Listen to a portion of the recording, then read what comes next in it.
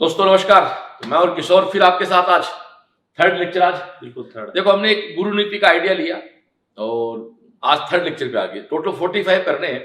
तो कहते हैं ना कि काम को शुरू होना ही मुश्किल है, शुरू करने के बाद तो ईश्वर वाहेगुरु अपने आप आपको आगे बढ़ाते रहते हैं। तो आज हमारा थर्ड लेक्चर है जो motion in 1D and relative motion पे अपने वेक्टर दे दिया और अपन ने यूनिट डायमेंशन दे दिया। तो वेक्टर यूनिट डायमेंशन आपके पास आ गए और ये थर्ड लेक्चर हम लोग आज शुरू करने जा रहे हैं। स्टार्ट करें। इसमें कुल कितने क्वेश्चन है?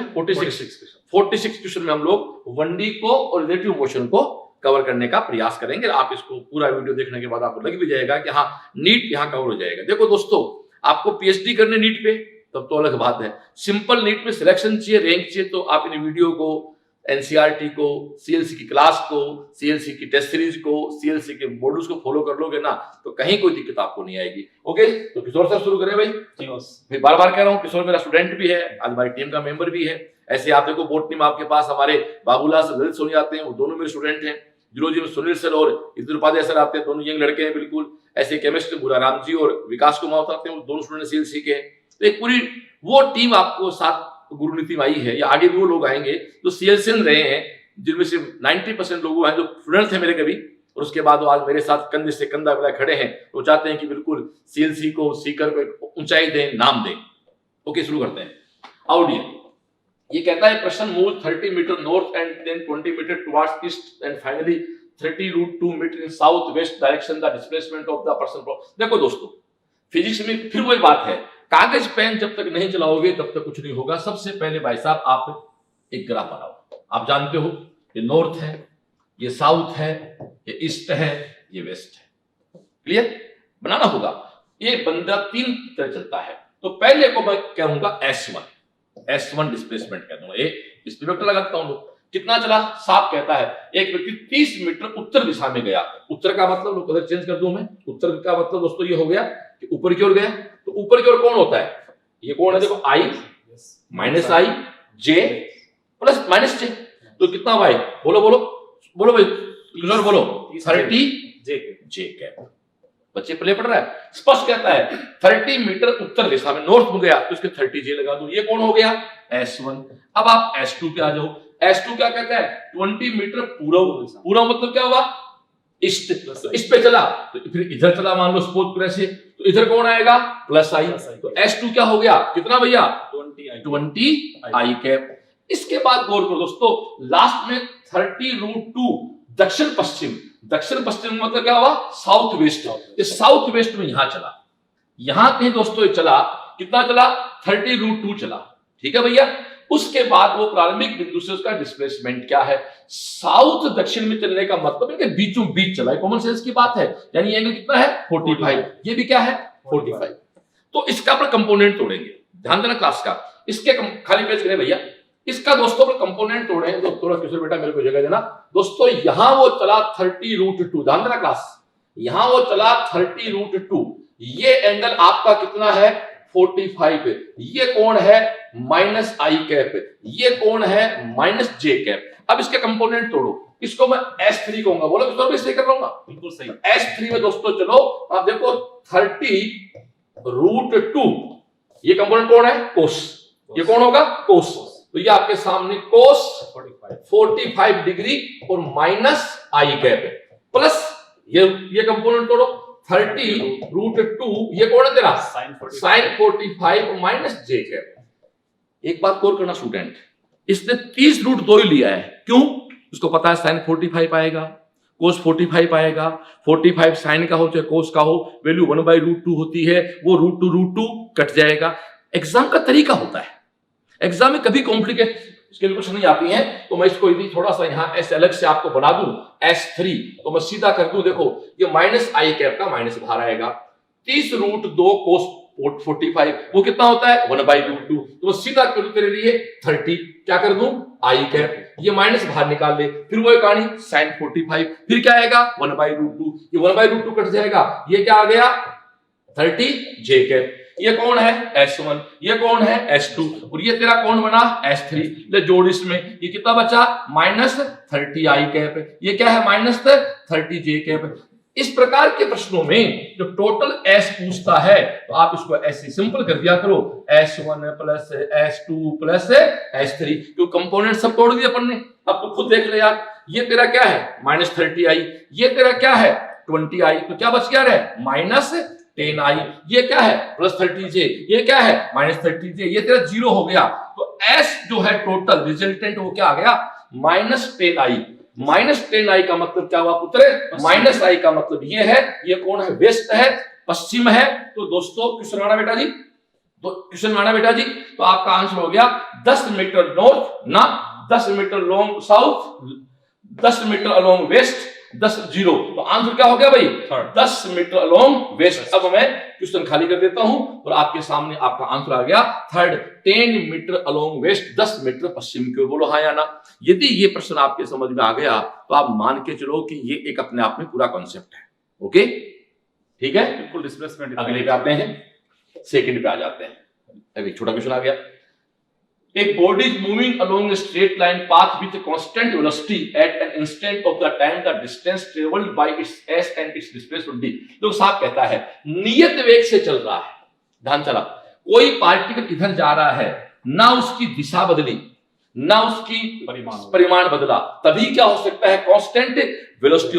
देखो दोस्तों, स्पीड एक स्केलर क्वांटिटी है, वेलोसिटी एक वेक्टर क्वांटिटी है, ठीक है ना डियर। तो ऐसी कंडीशन में एक दूरी होती है डिस्प्लेसमेंट, एक होती है डिस्टेंस। डिस्टेंस एक स्केलर क्वांटिटी है, डिस्प्लेसमेंट एक वेक्टर क्वांटिटी है। तो आप जानते हो, मैं इस बात को आपको इसकी 3 संभावनाएं हैं जो आपको मैं एक बताऊं।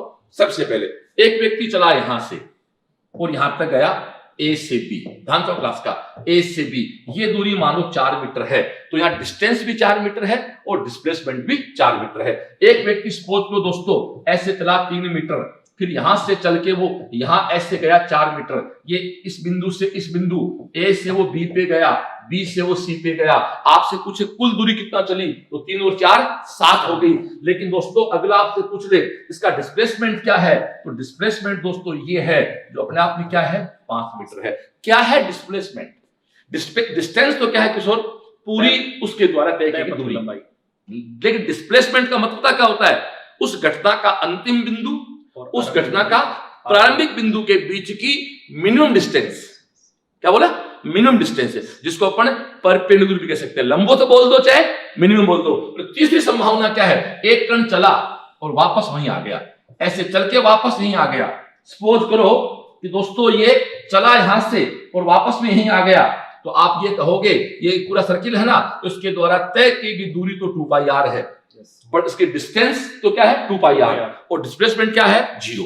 तो आप एक बात ध्यान सुनना, यदि मैं s को कहूं दूरी, d को कहूं मैं डिस्प्लेसमेंट, तो आप देखो गांठ बांध लेना, विस्थापन कभी दूरी से बड़ा नहीं हो सकता, डिस्प्लेसमेंट कभी डिस्टेंस से बड़ा नहीं हो सकता। डिस्प्लेसमेंट है वो डिस्टेंस के बराबर हो सकता है, उससे छोटा हो सकता है, तो शून्य भी हो सकता है। यहां देखो, यहां दूरी विस्थापन है बराबर है, यहां दूरी 7 है, विस्थापन 5 है, यहां डिस्टेंस या दूरी 2πr है और डिस्प्लेसमेंट 0 है। अब ये कह रहा नियत वेग, ये रहा एक रेखा पे चल, इसका मतलब d और s दोनों क्या है बराबर है। तो मैंने एक बात को समझाने की कोशिश की, बस बहुत कॉमन बात थी, फिर भी नीट में प्रॉब्लम आई हुई है। अब अपन तीसरे क्वेश्चन पे आते हैं। तो देखो, परिमाण और दिशा में नियत बल के प्रभाव में विराम में स्थित कण का पथ क्या होगा। ध्यान दें क्लास है, the path of a particle moving from rest under the influence of force fixed in magnitude and direction. एक ही दिशा में कोई बल लगे तो जरा बताना किसों तक चांस होगा इसका वाला। रेस्ट है तो रेस्ट पार्टिकल पे अगर अपन बल लगाएंगे सब तो आरोपित बल की तरफ वो चलना शुरू कर देगा, बात होगा स्ट्रेट लाइन। स्ट्रेट लाइन, ये लो बिल्कुल सिंपल सी बात। देखो यहां भी एक बात सुनो, यहां भी 3 क्वेश्चन बनते हैं, बिल्कुल खाली करता हूं मैं। ये कोई बॉडी है और फोर्स भी इधर है और डिस्प्लेसमेंट भी इधर है, ये यूं मैं कह दूं फोर्स और डिस्प्लेसमेंट के बीच कोण थीटा बराबर 0 है, तो पथ होगा स्ट्रेट लाइन। यदि दोस्तों F और D के बीच कोण 90 डिग्री है तो पथ हमेशा क्या होगा सर्कुलर। और दोस्तों याद करो पैराबोलिक पाथ है, दोस्तों ये देखो याद करो, जब ये एंगल ना 0 हो और ना 90 हो तो पाथ क्या होता है पैराबोलिक। ओके क्वेश्चन, फोर्स और डिस्प्लेसमेंट यदि उनके बीच एंगल 0 है तो क्या है, स्ट्रेट लाइन, और लंबवत है हमेशा क्या होगा, तो सर्कुलर। और दोस्तों ना 0 हो ना 90 हो तो आंसर क्या होगा, पैराबोलिक पाथ, पैराबोलिक पथ कहती है। बातों बातों में एक प्रश्न और हो गया। इस तरह से हम लोग 45 वीडियो आपको देंगे। मेरा सा मानना है कि जो आदमी को अपने ईगो में जीता है, भाई भाई बात करता है, उसकी बात हम करता नहीं। एक सिंपल सा छोरा बिल्कुल अपना 12th पढ़ा है, किसी फाउंडेशन किया, उसको 160 150 मार्क्स फिजिक्स में लेके आने हैं। इस बार की बात नहीं कर रहा, बहुत इजी पेपर था। आप इन्हें गुरु नीति को देख लेते हैं, ढंग से कर लेते हो तो एग्जाम में एक कॉन्सेप्ट आते हैं, लॉजिक आते हैं। कुछ लोग क्या हाई फाई क्वेश्चन निकालते रहते हैं, जिनका एग्जाम से कोई सिर्फ पूछ नहीं है। भैया नीट 20 का पेपर देख ले, 19 का देख ले, 18 का देख ले, 17 का देख ले, 16 का देख ले, 5 साल पेपर देख ले। एग्जाम में 40 क्वेश्चन बहुत ईजी आते हैं, कई बार 5 गंदे आ जाते हैं, 19 और 20 वो भी नहीं आए, पर उन 5 के चक्कर में 40 गलत करके नंबर आके सो आते हैं और बाहर होता कंपटीशन से। नीट में वो लड़का सबसे जो सिलेक्ट होता है जो प्रैक्टिकल बात करता है, डाउन टू अर्थ बात करता है। जो हाई फाई बात करते हैं वो बड़ी किताबें ले आते हैं और वो अनावश्यक गाइडें खरीद लेते हैं, वो अक्सर मात खा जाते हैं। इसमें ये मेरा अनुभव है। इसलिए मेरे उन बच्चों से निवेदन है जिसको अपना 160 150 स्कोर लेना है इजीली, वो इनको फॉलो करते जाए। बाकी दोस्तों हम तो सब कुछ आपके भले के लिए कर रहे हैं, आपको अच्छा नहीं लगे कोई बात नहीं, हम तुम्हारा प्रयास कर रहे हैं, हम हमारा यज्ञ कर रहे हैं। ओके डियर, आगे चलें दोस्तों। क्वेश्चन नंबर 4 जो है वो बहुत प्यारा क्वेश्चन है। इस क्वेश्चन को पढ़ने से पहले एक बार रिपीट मार देता हूं। चाल अदिश, वेग सदिश, दूरी अदिश, विस्थापन सदिश, यानी speed scalar, velocity vector, distance scalar, velocity vector, और डिस्प्लेसमेंट वेक्टर। ओके डियर, आ जाओ। इसमें दोस्तों साफ पूछा अगले ने, एवरेज स्पीड 40 है, एवरेज वेलोसिटी होती तो अलग आंसर हो जाता है। कई बार भैया ध्यान चीज का, औसत चाल अलग है तो औसत वेग अलग है। आ जाओ जी, पढ़ो इस क्वेश्चन को। वो कहते हैं कार 200 मीटर की दूरी चलती है। आप एक बात सुनो दोस्तों, आप 200 मीटर को भूल जाओ, इसको डी मान लो। एक कार ए से बी तक जाती है और ये टोटल डिस्टेंस जो है दोस्तों ये आपकी डी है। स्टार्ट यहां से कर लो। अब वो कहता है कि आधी दूरी है, इसको एक्स पॉइंट मान लो आप, चलो इस पॉइंट को आप एक्स कर दो, ठीक है डियर। आधी डिस्टेंस का मतलब हो गया आपका d/2 डिस्टेंस है, वो कवर कर रहा है ये 60 से कवर कर रहा है। अच्छा, किलोमीटर पर आवर है, आंसर किलोमीटर पर आवर है, तो किलोमीटर पर आवर को चेंज करने की आवश्यकता नहीं है। और अगली डिस्टेंस जो है वो तय कर रहा है ये v से। कौन सी डिस्टेंस है दोस्तों, d/2। बस अब देखो, अगर स्पष्ट कह रहा है a से b गया, कुल डिस्टेंस कितनी है d, यहां डिस्टेंस कितनी है d/2, स्पीड क्या है 40, अगली d/2 क्या है v। ठीक है डियर, एक बार कलर चेंज कर ले पेन का।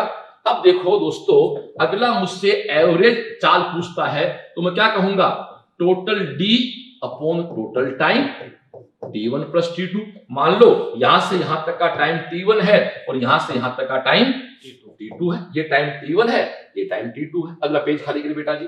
अब तेरे सामने तू पहले t1 निकाल, तो अपन जानते हैं वेग बराबर दूरी बटा समय, समय बराबर दूरी बटा वेग। तो डिस्टेंस कितनी है d/2, वेग कितना है, वेग कितना भाई v1 बोल दो, चलो इसको v1 बोल दो। अब आप t2 पे आ जाओ, t2 पे वही है, डिस्टेंस कितनी है d/2, वेग कितना है v। एक ही बात है, मैंने 60 को v1 कह दिया, इसको मैंने v1 कह दिया, इसको मैंने v2 कह दिया, रिप्लेस कर दूंगा। ये तेरा टोटल टाइम आ गया। आजा भैया, अब तेरे सामने v, टोटल डी तो क्या है, बोल किशोर, टोटल डी, ये क्या है d/2 v1 plus d/2 2v equal to क्या है, क्वेश्चन में आ जाओ। औसत चाल साफ है 40, वापस क्वेश्चन खड़ा कर, ये तेरा क्या आ गया 40 आ गया। ठीक है डियर, एक बार थोड़ा सा कलर चेंज करूं तेरे लिए मैं।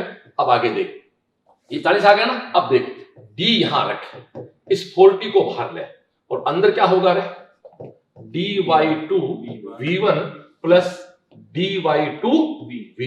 अब देख तेरे लिए थोड़ा सी एक बात कर दूं, तो ये काम कर, d/2 इसमें से कॉमन बाहर निकाल ले, 40 पढ़ाई पड़ा है, d/2 बाहर निकाले, क्या बचेगा रे 1/v1 प्लस 1/v। ये d से d कैंसिल आउट। अब मैं इन सबको मिटा देता हूं क्योंकि तुम देख चुका है, समझ चुका है। तेरे को दोबारा देखना हो तो वीडियो को पीछे जाके देख ली, ये तो क्लास तो है नहीं ऑफलाइन, ये तो फायदा इसका। अब तेरे सामने हो गया, तो 2 इधर लिया, 2 इधर चला गया, ये तेरा 40 है, 1/v1 कितना है 60, v तेरे को फाइंड आउट करना है। आजा डियर, इसको इधर लिया, तो ये 2/40 इक्वल टू 1/60 प्लस 1/v। अभी पूरा करूं क्या, मैं कर दूं यार। तो 1/v क्या होगा रे, 1/20 माइनस 1/60। आप 60 इसका एलसीएम ले लो तो कितनी बार गया, 3 बार गया, 1 बार गया, कितना बचा 2/60, कितना बचा 1/30। चेंज कर लो तो दोस्तों 30 किलोमीटर पर आवर। पूरा कर दिया भाई, क्वेश्चन आ जाए बेटा। एक डाल दूं सॉल्यूशन, 30 किलोमीटर पर आवर। पूरा कर रहा हूं, लॉजिकली कर रहा हूं। हाँ, इस प्रश्न में एवरेज स्पीड पूछे चाहे एवरेज वेलोसिटी। दोस्तों जब स्ट्रेट लाइन पे मूवमेंट होता है तो डिस्टेंस और डिस्प्लेसमेंट सेम होती हैं, तो चाहे स्पीड कहो चाहे वेलोसिटी कहो, कहीं कोई दिक्कत नहीं है। ओके, आगे चलो बेटा जी, भगवान आगे निकाल बेटा। आगे देखो, एक बिल्ली समान चाल वी यू से अक्ष वाई तक जाती है और एक समान चाल से वापस वाई से अक्ष तक आती है, उसकी औसत चाल क्या, ये है प्रश्न शानदार। यदि इस प्रश्न में ये किशोर कह देता औसत वेग तो क्या बोलते हैं, 0। सुनो भैया, देखो अक्ष से वाई तक बिल्ली गई, अक्ष से वाई तक बिल्ली गई और वापस वाई से अक्ष बिल्ली आ गई। साफ कह रहा है, वापस बिल्ली वाई से अक्ष आ गई।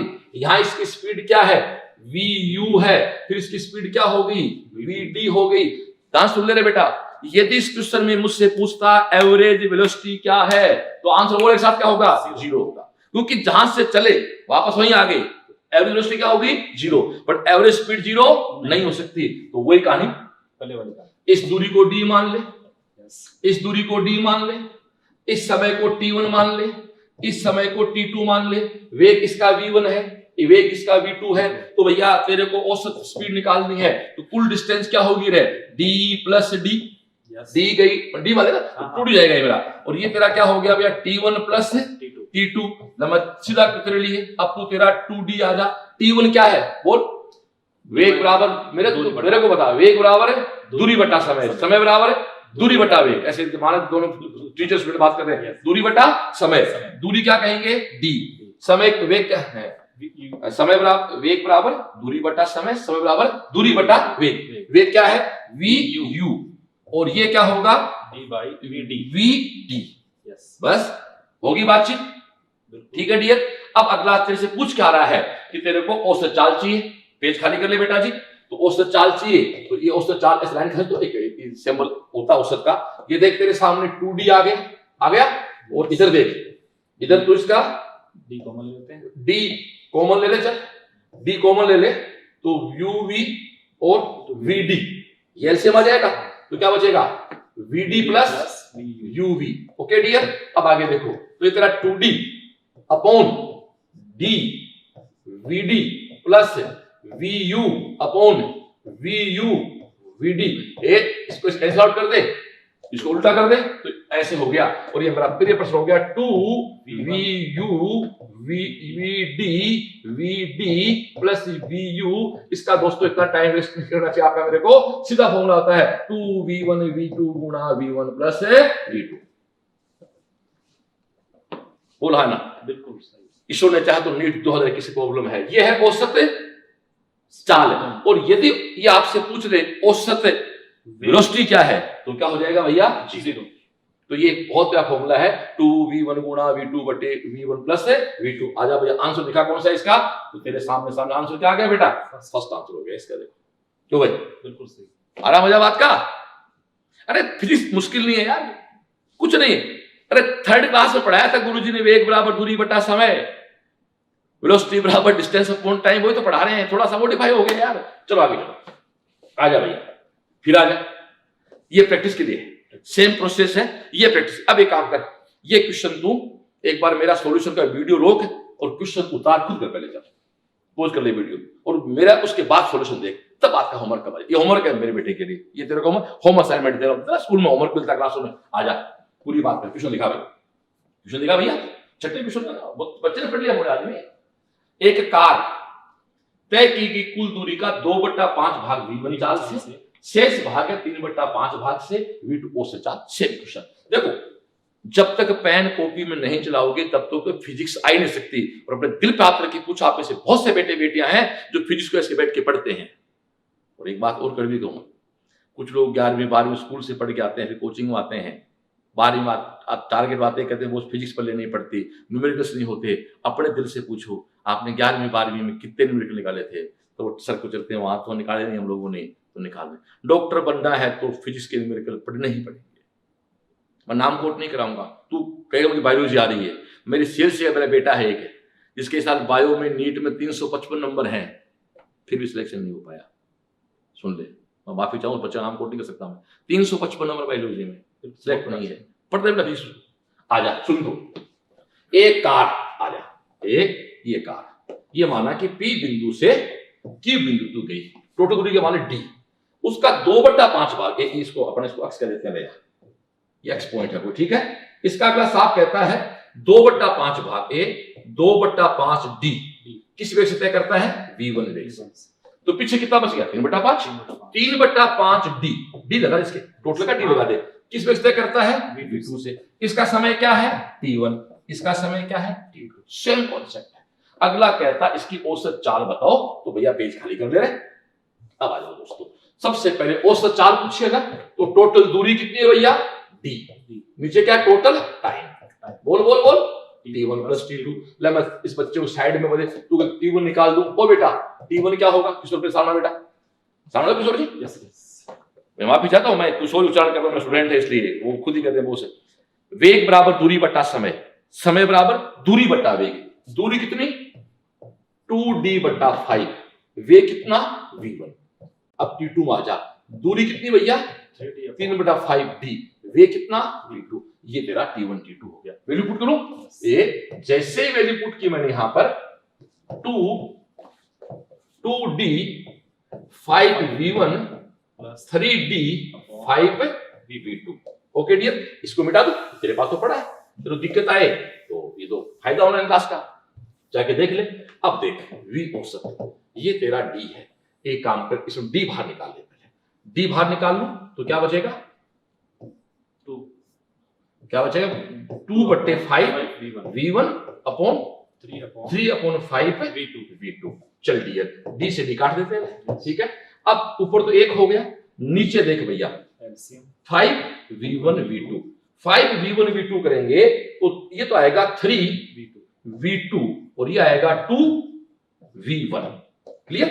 वो तो आएगा 2 आएगा, बिल्कुल कोई बात नहीं, बिल्कुल सही बात है। आप इसका लघुत्तम लो 5v1 v2, तो इधर आएगा 2v2 प्लस 3v1। इसको दोस्तों उल्टा कर लेते हैं, तो जैसे आप इसको उल्टा करोगे तो आपका है 5v1 v2 upon 2v2 plus 3v1, okay. आप कुछ निकाल बेटा, तो तेरे सामने है पूरा 5v1 v2 3v1 पहले आएगा, लेकिन आपको खास करने पड़ता, ओके डियर, ये मिटा दो और ये तेरे सामने आंसर आ गया चौथा। अब सुन ले, ये 3 प्रश्न करने के बाद भी तेरे समझ में नहीं आया तो भाई जी मेरे तेरा नमस्कार क्या कहूं यार, सही मैंने तेरे को तीनों सोल्व कर दिए, लेकिन तीनों देखने से नहीं आएंगे। कागज पेन जैसे मैं और किशोर से मेहनत कर रहे हैं बोर्ड पे, प्रैक्टिस करनी पड़ेगी। फिजिक्स है भाई जी। एक बता, साइकिल कोई आदमी सीखता तो कुछ नोट्स है क्या उसके, कोई साइकिल आती है प्रैक्टिस से। पानी में तैरना सीखना है, प्रैक्टिस करनी पड़ेगी। गाड़ी चलाना है, प्रैक्टिस, गाड़ी चलाने की, साइकिल सीखने की, स्विमिंग की कोई नोट्स नहीं है। जब तक पानी में नहीं उतरोगे तब तक आपको कभी नहीं आएगा। बड़ा प्यारा जोक है, हमारे कई बच्चे कहते हैं मैं फिजिक्स को तब तक नहीं पढ़ूंगा जब तक न्यूमेरिकल नहीं आएंगे। अब मैं कहता हूं फिजिक्स तब तक नहीं आएगी जब न्यूमेरिकल नहीं करोगे। चलो आगे चलो भैया, साथ में आ जाओ। ये थोड़ा सा ये नया कॉन्सेप्ट, पक्का पक्का question. A particle starts its motion from rest under the action of a constant force if the distance covered in first 10 second s1 and 20 second s2। दोस्तों सीधा सीधा फंडा होता है, ये बहुत प्यारा क्वेश्चन है। जब भी कोई कण स्टार्ट होता है रेस्ट से, ध्यान चाहूंगा, जब भी कोई कण, गांठ मान ले इसको, जब भी कोई कण स्टार्ट होता है रेस्ट से, तो पहले सेकंड में यदि वो s दूरी चलेगा तो अगले में वो चलेगा 3s, फिर वो चलेगा 5s, फिर वो चलेगा 7s। इसका रेशियो होता है 1:3:5:7। तो दोस्तों यहाँ s2 is 3s1, ये तो इसका आंसर हो गया, कहीं कोई डाउट ही नहीं है। ये प्रश्न मैं आपको करके बताता हूं कि पेज खाली कर। इसका दोस्तों सबसे अच्छा एग्जांपल है ईश्वर तेरी वाली बात करता हूँ, कल रात को बात कर रहे थे पर ये कोई पार्टिकल छोड़ा मैंने u बराबर 0 से, छोड़ा u बराबर 0 से, हो गया ना, u 0 हो गया, किस में गिर रहा है, ग्रेविटेशन फोर्स में, तो किस में गिर रहा है, कांस्टेंट फोर्स में। पहले 1 सेकंड में इसके द्वारा तय की गई दूरी तो s ut plus half gt square, u क्या है 0, तो s1 equal to 0 plus half g की वैल्यू 10 t 1 सेकंड, a का स्क्वायर। दोस्तों ये डिस्टेंस आएगी 5 मीटर। पार्टिकल पहले सेकंड में कितना चला, 5 मीटर, ये कुछ कितना चला, 5 मीटर। अब 2 सेकंड में कितना आएगा, तो 2 सेकंड में पार्टिकल दोस्तों यहां पहुंचेगा, 2 सेकंड में कितना आएगा, आप देखो s2 तो 0 प्लस हाफ है वो तेरा, और ये 2 का स्क्वायर, तो तू जानता है 2 का स्क्वायर क्या होगा 4, 40 में 2 का भाग कितना आ गया भैया 20 मीटर।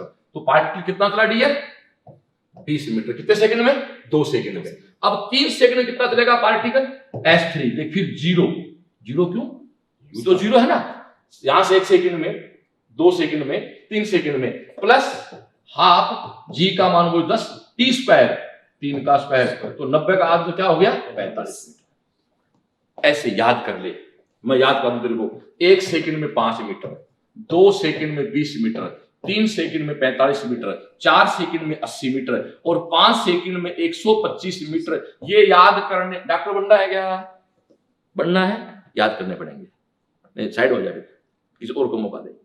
यदि किसी कण को विराम से, रेस्ट से शुरू करें और अंडर कांस्टेंट फोर्स काम करे, वो चाहे हॉरिजॉन्टल हो चाहे वर्टिकल हो, सुन ले, चाहे हॉरिजॉन्टल हो चाहे वर्टिकल हो, तो पहले सेकंड में चलेगा 5 मीटर, फिर चलेगा 20 मीटर, फिर चलेगा 45 मीटर, फिर चलेगा 80 मीटर और फिर चलेगा 125 मीटर।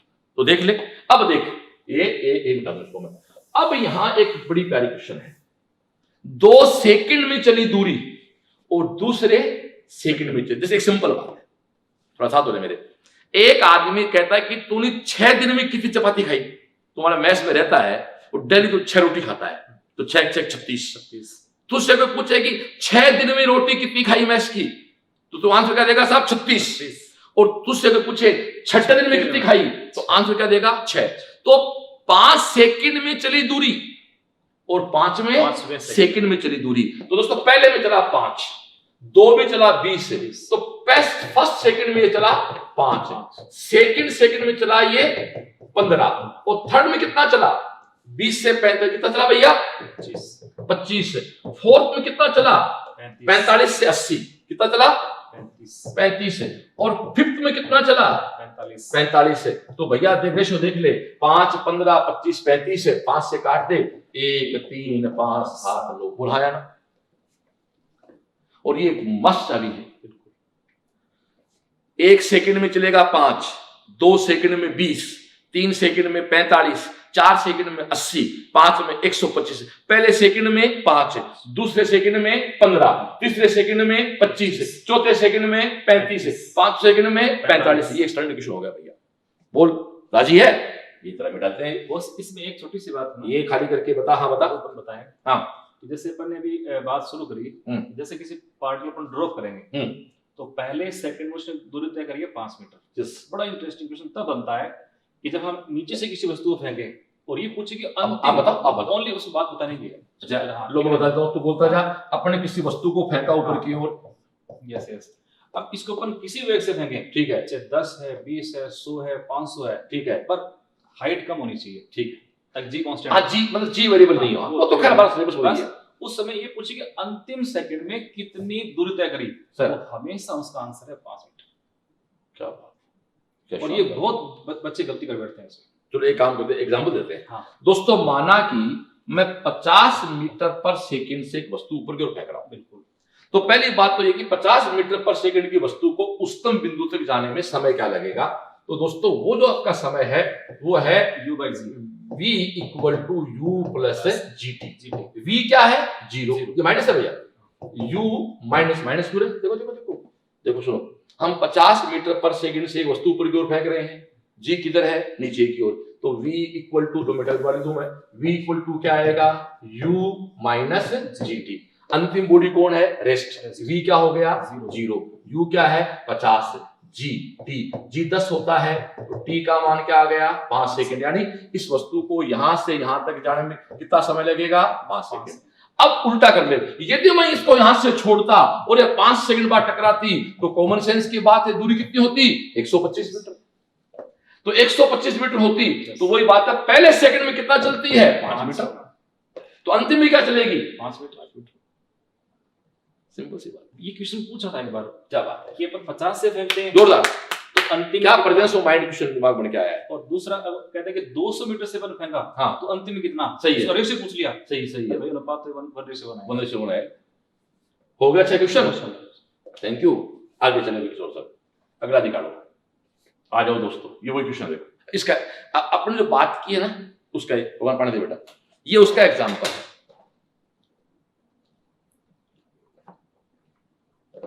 आजा इसको करता है, एक वस्तु एक बॉडी स्टार्टिंग फ्रॉम रेस्ट, हाँ ध्यान देना ये सारा खेल स्टार्ट कब है रेस्ट से। नीट तैयारी करना ना, इतना है नीट में विथ कांस्टेंट एक्सीलरेशन, वो जी। अरे किसी वस्तु को हम छोड़ते हैं तो किस में गिरती है वो जी में गिरती है। अरे भाई जी बहुत ऊपर जाने पे घटता बढ़ता, लेकिन हमारा सिलेबस नहीं, हमारे कांस्टेंट जी में काम होता है। फिर वो कहता है ratio of distance covered by the body during the 5th second to the covered in 5 seconds. अभी बता दिया मैंने। वो कहता है 5वें सेकंड में तय की गई दूरी, दोस्तों तुम खुद जानते हो 5वें सेकंड में जो कुल तय की गई दूरी है वो कितनी होती है, कितनी होती है 45। और 5 सेकंड में तय की दूरी कितनी होती है 125। अभी तो कराया मैंने यार। 5वें सेकंड देख ड्यूरिंग द 5th सेकंड, अभी कहा दिया मैंने 5th सेकंड में डिस्टेंस कितनी थी 45 और 5 सेकंड में कितनी थी 125। आप ऐसा करो, इसको किससे काटें 5 से काट दो, तो ये भाग गया आपका 9 बार और ये भाग गया आपका 25 बार। आंसर क्या आ गया भैया आपका 25। तो जो मैंने पिछले क्वेश्चन में कराया, अब ये तेरे को याद करना ही पड़ेगा, एग्जाम इतना टाइम नहीं निकालता रहेगा। हाँ एक चीज और है, मैं इसको खाली करता हूं तो एनीवे सेकंड में तय की गई दूरी का भाग है, फॉर्मूला होता है एक, अपन जानते हैं वो होता है u plus a/2 2n minus 1। ये मानता हूं मैं, इसको ऐसा लगाते हैं। This is not distance covered in n second, this is distance covered in nth second. 6 दिन में खाया गया खाना नहीं पूछ रहा अगला, 6ठे दिन में कितना टिकाया तूने, मैं चपातियां आपको पूछ रहा अगला तेरे से। अरे मैं सब कैसे खाना खाता ही है यार, मम्मी के पास खाता होगा, रोटी तो खाता है कि नहीं। चलो आगे आजा भाई, 9 में आजा।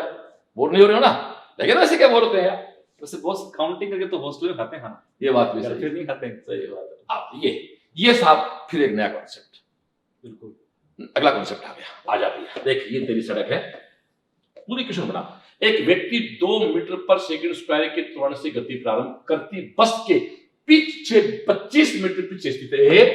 ये मैं थोड़ा बस का चित्र बना दूं, थोड़ा सा राइटिंग डायग्राम मेरा सुंदर नहीं, मैथ का। जो ये व्यक्ति हुआ, एक व्यक्ति 2 मीटर पर सेकंड स्क्वायर के त्वरण से गति, a person is 25 metre, distance कितनी है a person 20%। When bus start accelerating, bus start लड़के बस स्टार्ट मतलब u इक्वल टू 0 और a इक्वल टू 2। बस स्टार्ट का मतलब फ्रॉम रेस्ट होता है भैया, a equal to 2, man start moving, constant velocity 10 metre per second. ये दोस्तों अपने 10 मीटर पर सेकंड की कांस्टेंट देखो, ये सुनो रहे, जब वेग नियत है तो एक फॉर्मूला आता है, वेग बराबर दूरी बटा समय, सीधी सी बात। तो कहता है उसके द्वारा बस को पकड़ने में कितना समय लगेगा। एक बार तो फिजिक्स को भूल जाए, एक सुन मेरी बात सुन, ये बस है, ये इधर जा रही है, आदमी चला यहां से, तो बस भी चलेगी आदमी चलेगी। माना कि ये वो जगह है जहां आदमी बस को पकड़ लेता है, तो दोस्तों आदमी के द्वारा टोटल दूरी हो जाएगी 25 प्लस डी, क्योंकि बस कितना चलेगी डी, पर आदमी को 25 एक्स्ट्रा चलना पड़ेगा। बोलो है ना, देखो ये बस है, कार बस कुछ बोल दो, बस u0 है, a2 से चलती है, कितना चलेगी d, और उसी समय आदमी चलता है।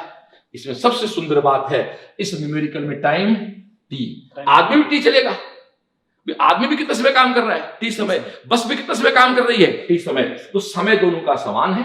बट बस के द्वारा तय की दूरी d है और आदमी के द्वारा तय की दूरी 25 प्लस d है, क्योंकि आदमी बस से 25 मीटर पीछे है, तो ऐसे दौड़ेगा तो 25 वो भी कवर करेगा और फिर जाके बस को पकड़ेगा। बस तो दोस्तों सबसे बड़ी बात है कि अपन सबसे पहले क्वेश्चन खाली कर ले, आदमी के लिए अपन कहें वेग बराबर दूरी बटा समय, वेग बराबर दूरी बटा समय। बोल भी किशोर जी, वेलोसिटी कितनी है 10, दूरी कितनी है 25 प्लस डी।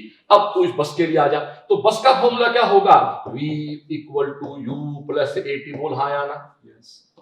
ना, मेरे पास v नहीं है तो मैं इसकी जिक्र नहीं करूंगा, मैं जिक्र करूंगा s equal to u t plus half a t square. देख लड़के, मैं इस वीडियो को एडिट कर सकता हूं ना, मैं करूंगा नहीं, मैं वो सारी संभावनाएं बढ़ाऊंगा। जैसे मैंने v equal to you plus a t लिखा, मेरे पास v नहीं है, s कितना है d, u कितना है 0, a कितना है 2, t कितना है tt है। ये तेरा कैंसिल आउट हो गया, तो दोस्तों d की जगह क्या आ गया t स्क्वायर आ गया बस। तो देख ये तेरा 10 इक्वल टू d प्लस 25, और जहां t लिखा हुआ है, t नहीं सॉरी, जहां, एक बार फिर से लिखता हूं मैं इसको, ये तेरा 10 जहां d लिखा हुआ है वहां क्या कर दे t स्क्वायर, तो दिस इज t स्क्वायर, ये 25 d, और ये मैं खाली कर दूं, तो तेरे पास तो क्वेश्चन पढ़ा है पहले से, कोई दिक्कत ही नहीं है। ये तेरे सामने क्या था, ये t है ना। अब देख ये तेरा कौन है 10t इक्वल टू क्या है t स्क्वायर प्लस 25, तो ये तेरे सामने है t square minus 10t plus 25 equal to 0, तो दिस इज t माइनस 5 का होल स्क्वायर इक्वल टू 0, तो दोस्तों t इक्वल टू 5 सेकेंड आ गया। बोलो है ना, क्वेश्चन निकाल भैया, t equal to 5 second. 5 second बाद ये व्यक्ति इस कार को पकड़ लेगा। ध्यान दे इस क्लास को भैया, इस प्रकार की जो प्रॉब्लम है डियर, वो बहुत सिंपल प्रॉब्लम होती है, और ये प्रॉब्लम बहुत तसल्ली से करने के लिए आपको दोस्तों इन प्रॉब्लम के साथ ढंग से रहना पड़ेगा भैया। बोलो हाँ या ना। एक बार मिटा देता हूं और फिर समझो, बस आगे है, आदमी पीछे है, उसको पकड़ेगा तो बस चलेगी डी, आदमी 25 प्लस है डी, और दोनों इस घटना का समय अलग अलग नहीं है। ओके आगे चल।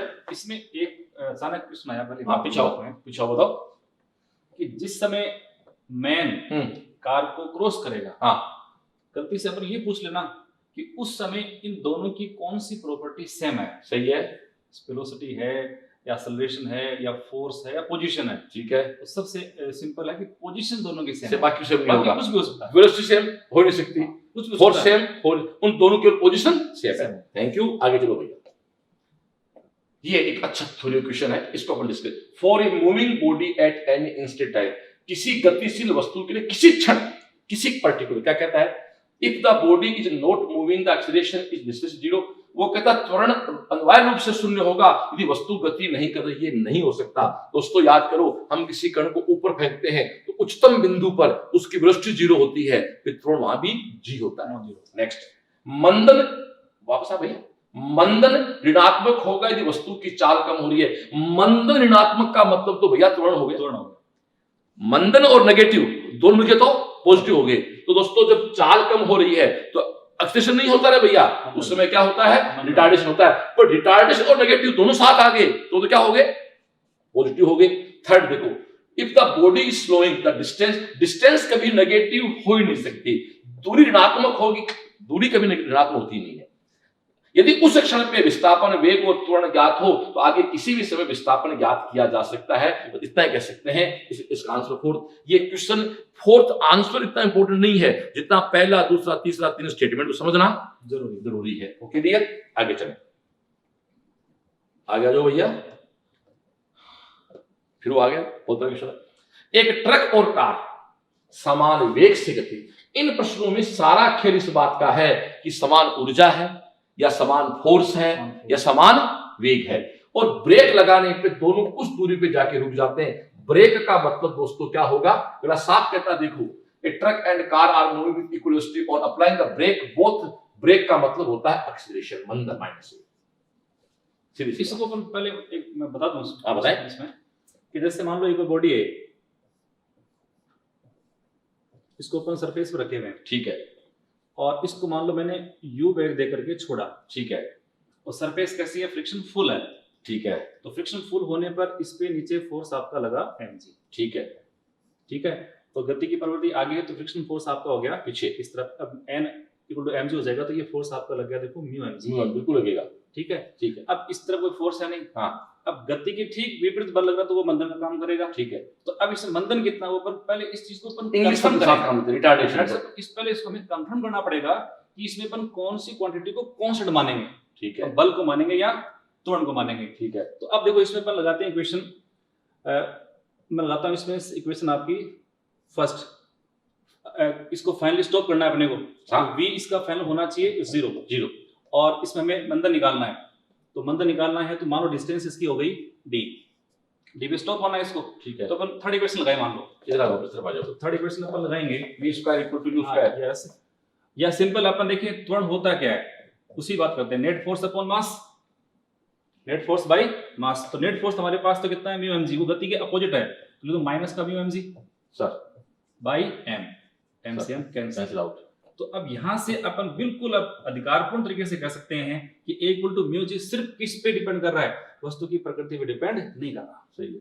नहीं, मैं एक बात बहुत लो आपने की, थैंक यू डियर, ध्यान सुन लो। फ्रिक्शन का टॉपिक मेडिकल में बहुत आसान है, आईटी बात नहीं करता मैं।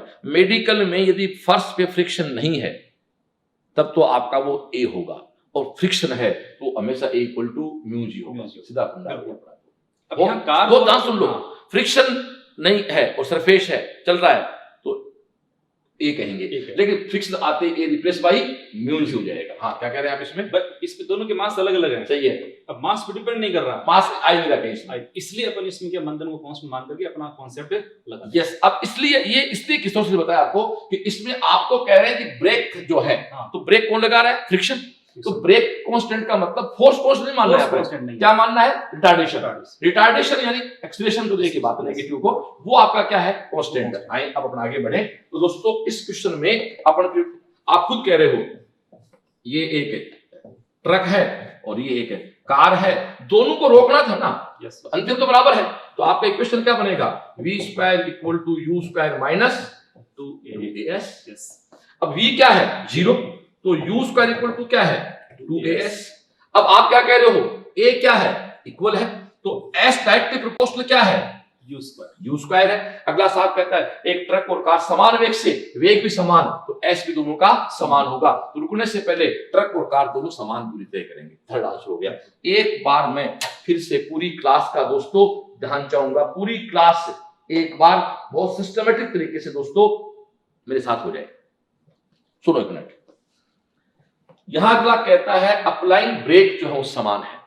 किशोर ने बड़े प्यार समझाया, फ्रिक्शन का ब्रेक लगे, फ्रिक्शन नहीं होता ब्रेक लगते नहीं। तो यहां ए कांस्टेंट हो गया, a equal to minus mu g है जिसका मास का कोई रोल नहीं है, और ultimately v square equal to u square minus. अब आपको याद करना है, ये तो समझा दिया हमने, अब आपको टीचर थोड़ा बनना है, आपको स्टूडेंट रहना है। तो आप याद रखो समान ब्रेक का मतलब है त्वरण समान या मंदन समान होगा। रिटार्डेशन में त्वरण तो बात है, समान ब्रेक का मतलब होता है रिटार्डेशन समान है। तो v square equal to u square minus 2as। V इसलिए 0 हो गया दोनों रुकनी है, तो u square equal to s हो गया। अगला कहता है a समान है तो s you square direct proportional है। अगला खुद कह रहा है u समान है तो दोनों समान दूरी चल के रुकेंगे। Okay dear, thank you dear. शानदार क्वेश्चन आ गया। तो आगे चले बेटा। किसी वस्तु का विस्थापन समय के वर्ग के समानुपाती है तो कण की गति क्या है? देखो दोस्तों, अब मैं एक नई बात पे पेज खाली कर दिया दोस्तों। यहां मैं किशोर मेरी वाली बात पे आता हूं। देखो दोस्तों, सबसे पहले होता है डिस्टेंस, फिर होती है वेलोसिटी, फिर होता है एक्सीलरेशन। यहां 10 मिनट लगेंगे, आज वीडियो तो लंबा हो सकता है भाई। दोस्तों सिंपल सी बात है, आप यदि वेलोसिटी चाहते हो तो आप इसको एक बार अवकलन कर दो, आप त्वरण चाहते हो तो वेग को एक बार अवकलन कर दो, और डियर डिस्टेंस को आप 2 बार अवकलन डिफरेंशिएट कर दो। ये आपका फॉर्मूला हो गया। उल्टा चलना है तो इसका करो इंटीग्रेशन a का तो v आएगा, v का करोगे तो s आएगा। s के अवकलन से v आता है, v के अवकलन से a आता है, a के समाकलन से v आता है, v के समाकलन से s आता है। इधर चलो तो इंटीग्रेशन है, सॉरी इधर चलो तो डिफरेंशिएशन है, उधर चलो तो इंटीग्रेशन है। Is it clear? बस अब आजा क्या कहना चाहता है क्वेश्चन में, आजा। अगला साहब कहता है विस्थापन समय के वर्ग के समानुपाती है। लड़के, विस्थापन टाइम के स्क्वायर के समानुपाती है। आजा बता, इसको तू ds by dt बना, तो ds by dt तो बनेगा इसका 2t। वो कौन सा क्या फर्क पड़ता है? और एक बार तो इसको और डिफरेंशिएट करेगा, d square s dt square, तो ये तेरा भाई बन जाएगा 2k। तो k तो कांस्टेंट सुन, ये है v, तो v में तो 2t आ गया, t कभी कांस्टेंट हो सकता नहीं, t परिवर्तनशील है तो इसका वेग तो परिवर्तनशील है, बट ये आपका जो एक्सीलरेशन है वो 2k है, k कांस्टेंट है कोई, क्योंकि यहां डायरेक्ट प्रोपोर्शनल था ना, तो दोस्तों कांस्टेंट है। अपर ले क्या है, समान त्वरण से असमान त्वरण से क्या हो गया, समान त्वरण से, क्यों, a इक्वल 2k, समान बोलते एक बात, कांस्टेंट बोलते एक ही बात, क्वेश्चन हो गया, कॉमन क्वेश्चन हो गया। अब ऐसे 5-6 क्वेश्चन आएंगे, चलो आगे, चला गया क्वेश्चन नंबर 13, ये लो फिर आगे। अक्ष के अलोंग कोई बॉडी इस प्रकार से गति करती है, आजा भैया इसका एक काम कर, स्क्वायर कर ले, तो स्क्वायर करेगा तो t+1 का होल स्क्वायर, तो अक्ष बराबर t² प्लस 2t+1, ये तो बन गया इक्वेशन। अब वो कहता है पिंड का वेग क्या है, आजा भैया वेग निकालने का मतलब उत्तर, इसका तो dx/dt कर दे, इसका तो dx/dt करेगा तो तेरा 2t+2+0 आएगा। अब ये क्या कहता है, पढ़ ले, अक्ष के अनुदिश पिंड का विस्थापन समय डिपेंड कर रहा है, तो वो कहता है पिंड का वेग क्या है, तो तेरे सामने v का मान भाई 2t+2 है, बच्चे t आ गया ना, t कभी कांस्टेंट हो ही नहीं सकता, तो इसका वेग, अच्छा और प्लस और है, t का मान 1 रख तो कितना आया, 2 2 4 2 तो 6, वेग समय के साथ बढ़ भी रहा है, वेग समय के साथ बढ़ेगा। 13 का आंसर क्या आ गया, फर्स्ट फिट। चलो आगे 14 में आ जा, फिर वही पीले प्रश्न आ गया अपना, ये मैं तेरा डिफरेंशिएशन का और इंटीग्रेशन की प्रैक्टिस के लिए हमने आपको क्वेश्चन दिए कि 1D में काम का यही होता है। चल क्या कहता है, वो कहता था acceleration of a particle starting from rest, कहां से हुआ बेटा, rest, vary with time according to relation a, देख ध्यान दे बच्चे, a equal to alpha t plus beta, उल्टा करना है, पहले क्या किया था अपन ने, a से v पूछा था, इस बार v से a से v पर आ रहे हैं, विराम से गतिमान कण का त्वरण a है, दोस्तों कहता है बताओ t समय पश्चात वेग क्या होगा, तो वेग क्या होगा, आजा भैया तो खुद जानता है लड़के, a इक्वल टू क्या होता है रे, dv/dt, लिख ले भैया, आजा a इक्वल टू क्या है, dv/dt, ये तेरा क्या है, अल्फा टी प्लस बीटा, आजा भैया पेज खाली कर ले। ओके डियर, अब तो तेरे सामने है, dv इक्वल टू क्या हो गया, alpha t plus beta multiply क्या है भैया, dt। देख डियर, इसको 0 से v कर दे और इसको 0 से t कर दे, ये तो करेंगे क्योंकि जब इंटीग्रेशन आएगा एक लोअर लिमिट आएगी एक अपर लिमिट आएगी, बॉडी पहले किस में है, विराम में है, तो पहले वेग क्या है 0, समय क्या है 0, समय कितना माना t, तो t में कितना वेग होगा v, बस। अब तेरे सामने कहानी हमारी ब्रदर, तेरे सामने जो कहानी है, तो आजा ये 1 हो गया, तो 1 का समाकलन क्या होता है v, कहां से कहां, 0 से v, आता है क्या ये, v के सापेक्ष डिफरेंशिएशन 1 होता है, तो 1 का इंटीग्रेशन है v होता है। अब इधर आ जा, इसका तो वही है अल्फा, t का क्या होगा याद है, t²/2, बीटा के साथ कुछ नहीं है तो क्या होगा बीटा t, कहां से कहां है 0 से t। अरे ये पल्ले पड़ रहा है क्या, ये नहीं पल्ले पड़ रहा तो भैया ये तेरे को मैं साइड में समझा दूं, x की पावर n का इंटीग्रेशन क्या होता है, भूल गया क्या, x n+1/n+1, क्योंकि एक बार ऐसे डाउट बच्चे भेजते रहते हैं, ये कैसे आ गया साहब, अरे भैया मैं इसको इंटीग्रेट कर रहा हूं। ओके डियर, अब ये upper limit lower limit, upper minus lower, तो v minus 0 equal to alpha t²/2 plus beta t minus 0, तो ये ले भैया v equal to alpha t²/2 plus beta t, ये ले भैया ये एक वेलोसिटी का फॉर्मूला हो गया। जरा आंसर निकाल बेटा जी, तो इसको मिटा दूं मैं, alpha t²/2 plus beta t, ये ना भैया ये तेरा सेकंड आंसर आ गया। यहां मैंने तेरे को इंटीग्रेशन करना बताया है, ये प्रश्न तो एक बहाना है, इंटीग्रेशन की प्रैक्टिस है, इसलिए कई बच्चे कहते हैं मुझे वेक्टर नहीं आता, मुझे अवकलन नहीं आता, मुझे समाकलन नहीं आता, जब तक आप क्वेश्चन में अप्लाई नहीं करोगे तब तक भैया कुछ नहीं आएगा, बोले सुन ले, बोला है ना, एक बार क्वेश्चन नहीं पल्ले पड़ा तो दोबारा वीडियो पीछे करके फिर देख ले, क्योंकि एक आगे मत बढ़े, यदि तेरे ये इंटीग्रेशन समझ में नहीं आया तो आगे कहते ही मजा, एक बार पल्ले पड़ गया तो भाई कभी जिंदगी में नहीं निकालना पड़ेगा, फिर इसको मतलब याद रटा नहीं मारना पड़ेगा। ये डायलॉग है मेरा, एक बार कोई आदमी गाड़ी चलाना सीख लेता है, भूलता है क्या कभी, एक बार कोई आदमी ड्राइविंग सीख लेता भूलता नहीं है ना, वही बात फिजिक्स के साथ है। एक बार अवकलन समाकलन न्यूमेरिकल करना सीखे तो मैं कहता हूं बुढ़े में जाओगे ना तो अपने पोती पोतों पढ़ाते रहोगे कि ऐसे हम पढ़ते थे, बोलोगे भी नहीं। आजा आगे चल, फिर आजा, फिर वो क्वेश्चन है अगला। साहब कहता motion of a particle along a straight line in described equation क्या है, x equal to 8 plus 12 t minus t cube where x is the meter, तो देना पड़ता है। the retardation of a particle when its velocity becomes 0। देखो दोस्तों ये कहता है x equal to 8 plus 12 t minus t cube. साहब कहता है वेग शून्य होने पे कण का मंदन क्या है, वेग शून्य क्या बोलता है ना, वेलोसिटी 0। तो ऐसा कर सबसे पहले इसकी वेलोसिटी बढ़ा, तो वेलोसिटी बढ़ाने की तो जानता है इसका तो समय के सापेक्ष एक बार अवकलन करते कर दिया। ये तेरा 0, ये तेरा 12, याद है 3 तेरा नीचे आ जाएगा, ये तेरा 3t स्क्वायर। भूल गया क्या, x की पावर n का अवकलन क्या होता है, n x n माइनस 1। बोल हाँ यहाँ होता है ना, n नीचे आता ऊपर एक n कम हो जाता है। पेज खाली करना भैया। अब तेरे सामने है देख, तो अब तू खुद कह रहा है ये कौन है, वेलोसिटी। कितनी वेलोसिटी है, 12 minus 3t square equal to 0। तो तेरे सामने 3t स्क्वायर इक्वल टू 12, तो तेरे सामने t स्क्वायर इक्वल टू 4। तो दोस्तों t का मान आ गया 2 सेकंड। t बराबर 2 सेकंड में वेग क्या है किशोर, 0 है। अब आप एक बार बिटाओ, वापस को सुन लो। अब आपको इसका क्या चाहिए, त्वरण। तो त्वरण चाहिए तो भैया एक बार देख, ये मेरे साथ दोबारा सो जा, dx बाई dt किया तो क्या आया, 0 प्लस 12 माइनस 3t स्क्वायर। अब भैया इसका तू एक बार फिर अवकलन कर, dx स्क्वायर dt स्क्वायर, तो ये 12 फिर 0 हो गया, और इतना क्या बच गया रे, माइनस से 60 बच गया।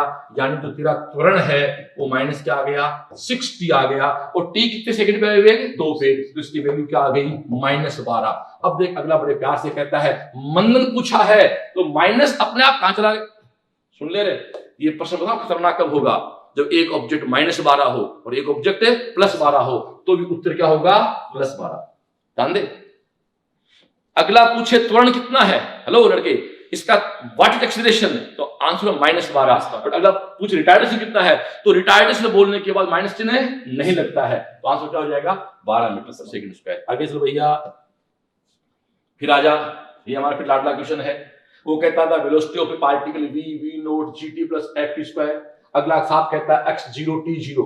इसका मतलब क्या है, x0 से t0 से मोमेंट स्टार्ट हुआ है, then its displacement after 1 second, यानी 1 सेकंड बाद आपको इसका डिस्प्लेसमेंट चाहिए। आजा भैया, तो तेरे सामने v equal to v naught plus gt plus ft square.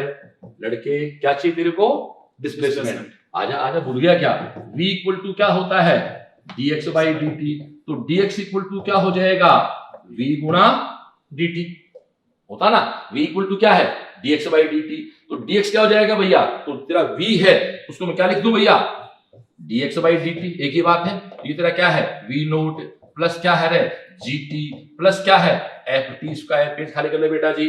अब तेरे सामने है dx, तो इधर लिख दे, और ये तेरा क्या है रे, v naught plus gt plus क्या पुत्र, बोलो बोलो सर बोलो भैया, ft स्क्वायर। इससे गुणा कर दो dt से, मैं पेन चेंज करते लिए इसका भाई समाकलन कर दे। तो कहां से कहां, 0 से 1 सेकंड, 0 से 1 सेकंड और 0 से अक्ष। मैंने 0 से 1 क्यों ले गया, क्वेश्चन में आजा। अगला साफ कहता है 1 सेकंड के बाद क्या है, स्टार्ट कहां से हुआ, 0 से, जाना कहां तक है, 1 पर। मैं स्टार्ट कहां से हुआ, 0 से, कहां तक गया, 1 तक। दूरी मुझे नहीं पता, अक्ष से, तो मैं कहां से गया, 0 से, कहां जाऊंगा, अक्ष पे। पेज खाली कर ले बस। तो तेरे सामने इसको तो मिटा देते हैं भैया। तो ये तेरा लफड़ा वो 1 है, तो 1 का समाकलन क्या होगा, अक्ष कहां से कहां, वो लोअर लिमिट अपर लिमिट। आजा भैया, ये तेरा कौन है, v नोट t, और ये क्या है, g t स्क्वायर बाई 2। ये क्या है रे, f t क्यूब की पावर 3 अपॉन 3। कहां से कहां रे, 0 से 1। यस 1 हो गया, याद है ना। t का समाकलन क्या होगा, और x की पावर n का क्या होता है, integration x n plus 1 upon n plus 1। तो ये तेरा अक्ष हो गया। अब t की वैल्यू पुट कर 1, ये तेरा 1 हो गया, ये तेरा क्या हो गया, g बाई 2 हो गया, ये तेरा क्या हो गया, f बाई 3 हो गया, और माइनस क्या है, 0, मतलब ही नहीं है। x equal to v naught plus g by 2 plus f by 3। Question निकालना भैया, v naught plus g by 2 f by 3। Solution ये तेरे सामने आंसर आ गया भैया जी। Second answer. मेरे हिसाब से डिफरेंशिएशन के और इंटीग्रेशन के हमने ठीक से क्वेश्चन बता दिया आपको। बिल्कुल। अब आपको आगे नहीं बढ़ना है, यदि समझ में नहीं आए तो दोबारा देखें इनको, दोबारा देखोगे तभी आपकी प्रैक्टिस हो पाएगी इनसे। ओके डियर, आगे चल भैया, फिर हो जाए, फिर से एक और प्रैक्टिस है। किसी कण के विस्थापन का समीकरण आ जाए। This is equation of displacement a plus b t plus c t square minus d t 4। अगला साफ करा प्रारंभिक वेग और त्वरण। प्रारंभिक का मतलब दोस्तों हमेशा होता है टी इक्वल टू 0। क्लास 1 वाले प्रारंभ का मतलब है समय 0, इनिशियल 0। ओके डियर, एक बार अवकलन कर, बोल बोल किशोर बोल पुत्र, dy by dt। ये क्या है 0, ये क्या है b, ये क्या है 2ct, ये क्या है 4dtq। तेरे को t का मान 0 पुट करना है। जैसे t का मान 0 पुट करेगा सब 0 हो जाएंगे। इस त्वरण को चलो पर अल्फा कर देते हैं समझने के लिए। सॉरी वेलोसिटी, ये v है तो तेरे सामने v का मान तो किसके बराबर हो गया भैया? तेरे सामने v का मान तो केवल किसके बराबर हो गया रे? v के बराबर हो गया। अब मैं इसी स्टेप को एक बार आगे और अवकलन कर दूं तो इसको एक बार और अवकलन करोगे dy स्क्वायर dt स्क्वायर, ये प्लस 0 है, ये b वाला भी 0 हो गया। 2ct तो कितना बच गया भाई 2c, और ये क्या है माइनस 4 × 12 माइनस 12 dt स्क्वायर। दोस्तों इसको अपन त्वरण कह दें तो a कह दे सपोज करो, तो ये तेरे सामने क्या आ गया? ये 0 आ गया। क्या आ गया भाई? 2c आ गया। तो वेग तो b है और त्वरण 2c है। ये आंसर क्या आ गया भैया? थर्ड आ गया। आप समझ रहे हैं कि हम क्या करना चाह रहे हैं? केवल आपकी प्रैक्टिस करवा रहे हैं और इसी पे एग्जाम में क्वेश्चन आते हैं। ओके नेक्स्ट, ये मेरा प्रिय प्रश्न है। ये मैं जब टीचिंग करता था तो मैं बिल्कुल इस क्वेश्चन को बहुत ढंग से करता था और लड़के को आपको खुशी होगी सुनना इस क्वेश्चन को, उसको मतलब सोल्व देने पढ़ देना बेटा। ये सॉल्यूशन देखने के बाद मैं दावे से कह सकता हूं आपको बड़ा अच्छा लगेगा। आ जा जो कुछ अर्थ का सुनो। 6.25 मीटर पर सेकंड की चाल से एक गाड़ी मंदन की दर से, सुनो अर्थ क्या है? एक गाड़ी चल रही है जिसकी स्पीड है 6.25 मीटर, उसके मैंने ब्रेक लगा दी है। कितना ब्रेक लगाया? ये रहा बस। तो कहता है वस्तु को विराम अवस्था में आने में समय क्या लगेगा? ध्यान सुन ले, बहुत सिंपल क्वेश्चन है। मेरी गाड़ी चल रही है, उसकी स्पीड क्या है? 6.25 मीटर पर सेकंड, और मैंने उस पर क्या लगा दिया? ब्रेक, और गाड़ी को रोक रहा है। बस सीधी सी बात। तो तेरे पास dv by dt है, ये देख ध्यान से दो। dv by dt देख दोस्त, ये है dv by dt equal to है -2.5 रूट v। बस, और वेलोसिटी क्या है? 6.25 पे ध्यान देना। यहां 6.25 ही क्यों लिया? रूट 2.5 ही क्यों लिया? ले पड़ेगा आपके पेज खाली कर दे भगवान, पेज खाली कर बेटा अपना। अब देखो दोस्तों, ये प्रश्न ऐसे है। ये एक गाड़ी है, ठीक है। इस समय इसकी कोई स्पीड है u, इसका इस समय t इक्वल टू क्या है? 0। और ये गाड़ी दोस्तों यहां आके रुक गई तो इसका v क्या हो गया? 0, और टाइम माना कि कोई क्या हो गया? t। बस, तो स्पीड तो u से करनी है 0 पर और टाइम 0 से t पे। तो स्पीड तो इनिशियल u है और अंतिम 0 है। समय इनिशियल तो 0 है और बाद में t है। तो ये तेरे सामने की व्यवस्था है। इसको मैं तेरे लिए एक समझाने की बात थी, अब मिटा देता हूं मैं। अब दोस्तों मैं इसको आगे लूं तो आप खुद देखें। dv आप इधर रखो, -2.5 रूट v, ये क्या है? dt।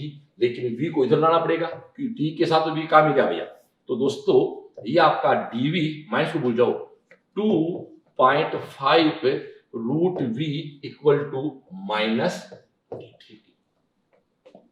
बोलो बच्चों, मजा आ रहा बात का? अब इसका करो इंटीग्रेशन, ये ले। लेकिन ये कहां से कहां होगा? ये होगा v से 0 और ये होगा 0 से t। बस इसकी सुंदरता यही है। इनिशियल कौन है? v। कितना? 6.25। कितना रहे? 6.25। कुछ दिखाना भैया, एक मिनट। कितना रहा? ये रहा 6.25। 6.25। वापस खाली पेज। तो 6 पॉइंट, गाड़ी रुक रही है लड़के, गाड़ी रुक रही है। इनिशियल कितना है 6.25, फाइनल क्या है 0, टाइम क्या है 0, कहां पर गया टी पर। एक पेज खाली कर लेता हूं तेरे लिए, अब आ जा। अब देख 2.5 को बाहर निकाल, अपॉन 2.5 को बाहर निकाल ले। अब तो इसका समाकलन कर, नीचे रूट वी है, नीचे रूट वी है, ऊपर जाके क्या हो जाएगा v माइनस हाफ। तो एक ऊपर जोड़ दे, मतलब पूरा कर दूं और ऐसे कर दे यार, और 6.25 से 0 तक ले जा, माइनस लगा और इसका समाकलन t कर दे, कहां से कहां 0 से t। बोल भी किशोर, बोल, आया ना। नीचे v की पावर रूट है, ऊपर जाएगा v माइनस हाफ होगा। इंटीग्रेट करेंगे हम, जब इसका इंटीग्रेशन करेंगे तो n+1 अपॉन n+1। ये देख उत्तर है। इस 2.5 को तो फिर बाहर रख। अब आ जा, यहां से यहां चल, ये तेरा कौन है रूट वी, कितना है रूट वी, अपॉन ये क्या है तेरा minus plus half, plus half. तो प्लस हाफ का मतलब तेरा ये 2 ऊपर चला गया, भेज दूं ऊपर, इक्वल टू माइनस टी, ये तो टी हो गया। अब मैं इसको मिटा देता हूं, ये तेरे को समझ में आ गया। अब डी अगला क्या कह रहा है, अब देख, और कहां से कहां जाना है 6.25 से 0 पे जाना है। तो देख बच्चे 2/2.5 अपर माइनस लोअर, तो अपर तो क्या आया रूट वी, लोअर क्या आया माइनस 6.25 इक्वल टू क्या आया माइनस डी।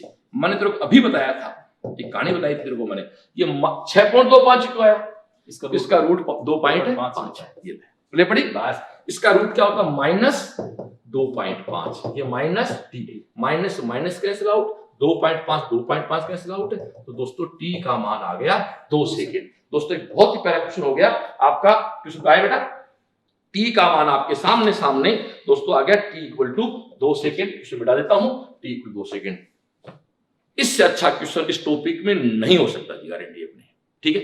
चलो आगे आ जा भैया, ये अच्छा क्वेश्चन है। वेग कितना है 1 से 2 सेकंड के बीच चलेगी दूरी। फिर एक बार तेरा मैं इंटीग्रेशन कर दूं, ये तेरा at प्लस क्या है भैया bt स्क्वायर। अगला कह रहा है चलेगी दूरी, तो v क्या होगा dx/dt इक्वल टू क्या है at plus bt square. Page खाली कर ले भैया। तो जैसे तो पेज खाली करेगा, इधर कौन आएगा तेरा dx, इधर कौन है भैया at plus bt square into dt। इसका समाकलन कर, कहां से कहां 0 से x, यहां कहां से कहां क्वेश्चन आ जा, क्वेश्चन में आ जा, क्वेश्चन में आ जा भैया, क्वेश्चन में आ जा भैया। 1 से 2 भगवान, वापस आ जा, 1 से 2 भगवान, ऐसे नहीं यार, 1 से 2 बस मिटा इसको। चलो भैया ये तेरा 1, तो ये तेरा अक्ष हो गया, इसका मैं समाकलन कर दूं, at क्या होगा रे at square by 2, bt square क्या होगा भैया bt क्यूब बाई 3। कहां से कहां 1 से 2। अब थोड़ा सा आपकी प्रैक्टिस लेवल पुट कर दूं, पर 2 रखो, तो देखो आपके सामने सीधा कर दो भाई, t का स्क्वायर कितना होगा 4 2 कैंसिल आउट, कितना बचा 2a, ठीक है। ये कितना होगा 8, तो 8/3 प्लस 8b/3 माइनस आ जा भैया, ये 1 है तो क्या आया a/2, और ये भी 1 है तो क्या आया b/3। तेरी पूरी बात कर दो भैया, 2a plus 8b/3 minus a/2 plus minus b/3। Okay dear, इसको 1 कर दे, 6 लघुत्तम ले ले, तो कितना हुआ 12a हो गया, ये 2 बार गया ना, तो 16b हुआ, फिर 3 बार गया तो 3a हुआ, 2 बार गया तो 2b हुआ, गुणा भाग करेंगे 12a माइनस 3a कितना आया 9a, 16b माइनस 2b कितना बचा 14b, अपॉन कितना बचा 6। क्वेश्चन आ जाए, ऑब्जेक्ट आ जाए भैया। ऑब्जेक्ट में दोस्तों ऐसा कोई आंसर नहीं है, चेंज है, तो 9/6 को 3/2 कैसे तेरा 3/2a और 7/3b हटा दे, क्वेश्चन को हटा दिया, क्वेश्चन ला ए आ गया। ओके थैंक यू, आगे चले। फिर देखो, अब दोस्तों कण के गति और वेग के समय के मध्य बनाए गए ग्राफ में यहां एक कॉन्सेप्ट है, उसकी बात करूंगा। पेज खाली कर दिया दोस्तों, मैं मेरी क्लास का एक सिस्टम और देने जा रहा हूं आपको। देखो डियर, हम कुछ ग्राफ खींचेंगे ऐसे,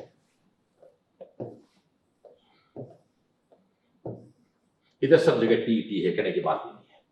T S S T S T S T S T. पहला ग्राफ मैं ऐसे खींचूंगा, फिर मैं ग्राफ ऐसे खींचूंगा, ठीक है डियर। और फिर मैं एक ग्राफ आपका ऐसे हो गया, एक ग्राफ आपका ऐसे हो गया, एक ग्राफ आपका ऐसे हो गया, एक ग्राफ आपका ऐसे हो गया, एक ग्राफ आपका ऐसे हो गया। ये 5 ग्राफ हो गए, ठीक है भाई। थोड़ा सा ध्यान से बैठ जाओ डियर। ये 5 ग्राफ पे वापस आऊं, पेज खाली कर लेता हूं। सबसे पहले एक सुंदर ग्राफ देखो, एस और टी के बीच यदि मैं ग्राफ खींचता हूं और उसकी ढाल सपोज करो थीटा है, this is O, this is A, this is B, तो तुम जानते हो दोस्तों tan थीटा इक्वल टू क्या होता है, परपेंडिकुलर अपॉन बेस। तो ओ ए अपॉन ए बी, ओ ए क्या है एस, ओ बी क्या है टी, और ये क्या होता है v। तो दोस्तों ये एक फॉर्मूला बन गया v equal to tan theta. इसका मतलब है s और t के बीच जो कर्व खींचते हैं उस कर्व की जो स्लोप है वो किसको बताती है, v को।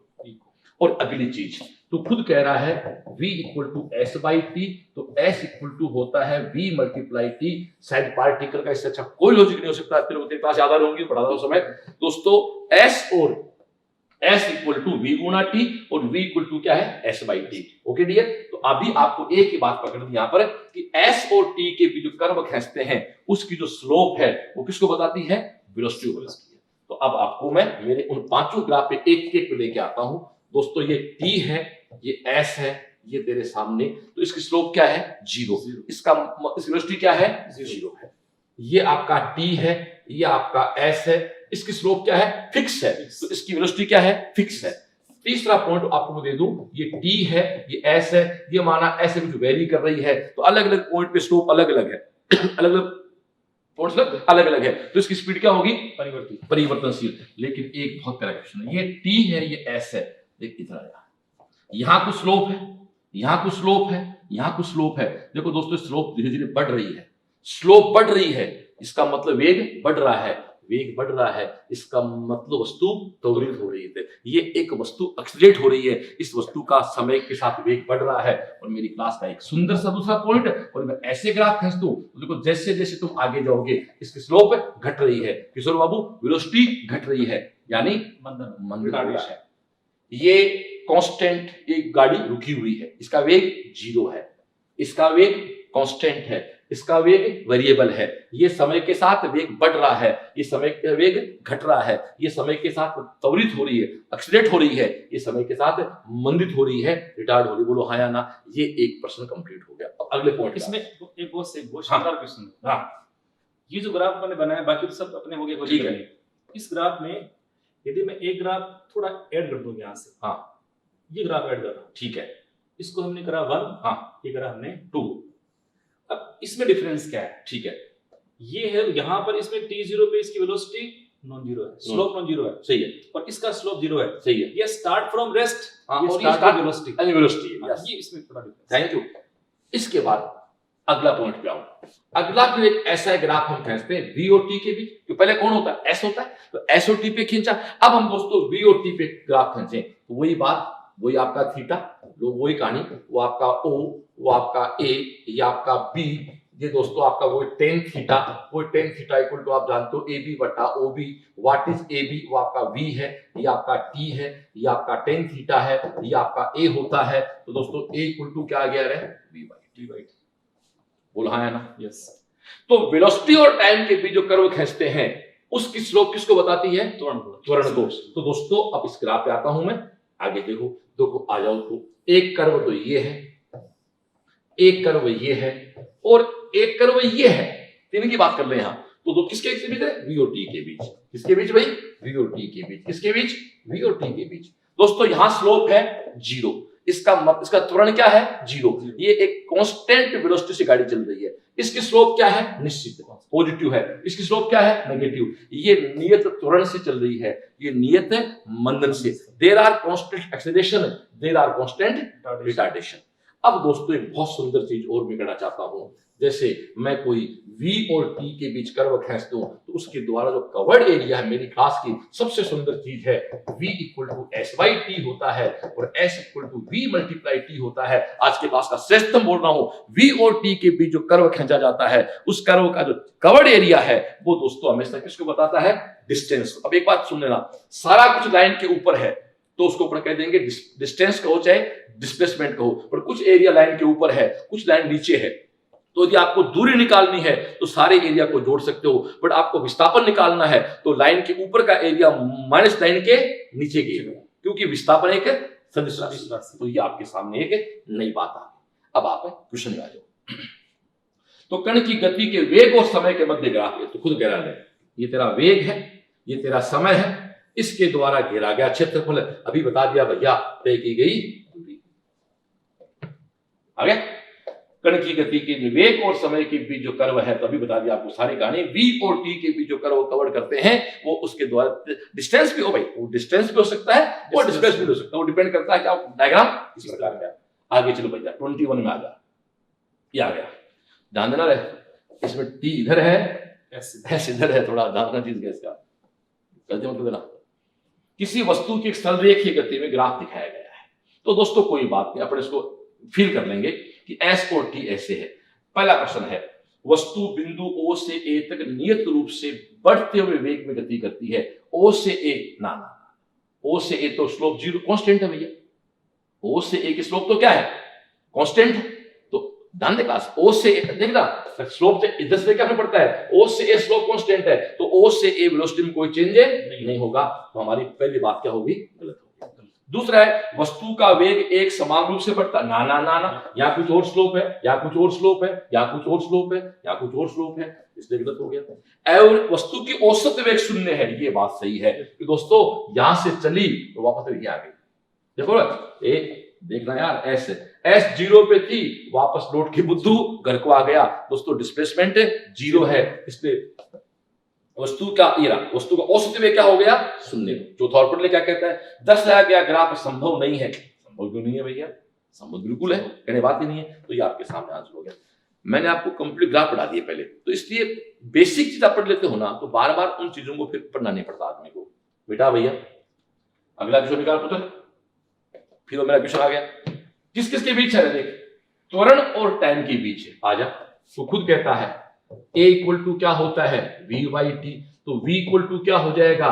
A multiply T. एक ही बात है, जिन दो डेटा के बीच ग्राफ ड्रॉ करते हैं उनको गुणा करो, उनको गुणा करने के बाद साइड में संख्या आती है ना, वही उसके द्वारा कवर्ड एरिया है। बस, तो तेरे सामने कलर चेंज होगा थोड़ा सा, मैं दूसरा कलर कर लूं तो 1/2, आधार क्या है 11, ऊंचाई क्या है 10। तो दोस्तों आपका आंसर क्या आ गया?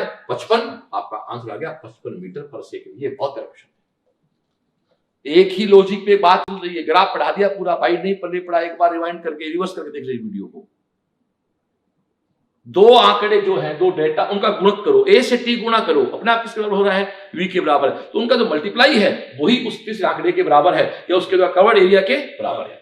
ओके डियर, आगे चलते हैं। अब फ्रेम में आ जाओ, थोड़ा फ्रेम में आओ।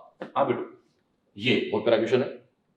विमीय गति को प्रदर्शित करने वाला ग्राफ। देखो दोस्तों, ये T कभी नेगेटिव में नहीं होता, T कभी नेगेटिव में नहीं होता, T कभी नेगेटिव में गया तो मैं कौन बच गया? अरे T नेगेटिव में नहीं होता है कभी भी, T में इधर कर्व नहीं आएगा, बस अपना भी हो गया।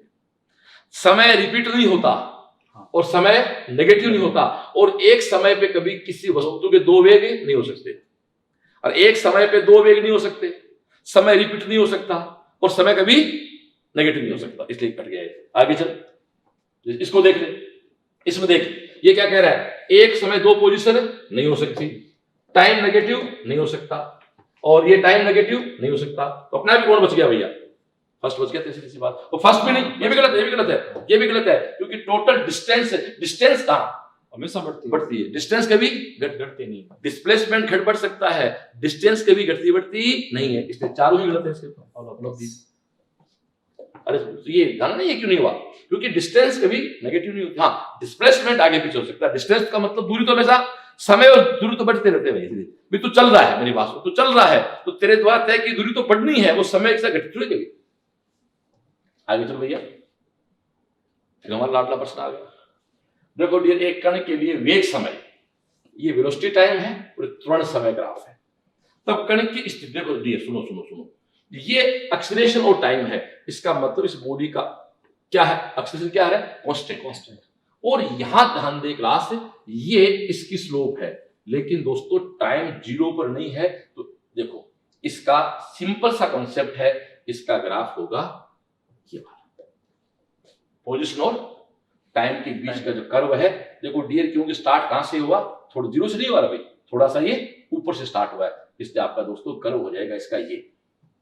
अब ये क्यों नहीं हुआ, ये स्ट्रेट लाइन है, ये थोड़ा सा आपका पैराबोलिक है। तो आपको मैंने पढ़ाया था पोजीशन और टाइम, पढ़ाया था ना मैंने आपको, ऐसे ऐसे मत करो। मैंने कहा था एस और टी के बीच ये कर्व तो नियत वेग को बता रहा है, और ये जो कर्व होता है याद करो वो किसको बताता है, परिवर्तनशील वेग। किसको बताता है, त्वरण को। इसलिए नहीं होगा ना भैया, ये होगा।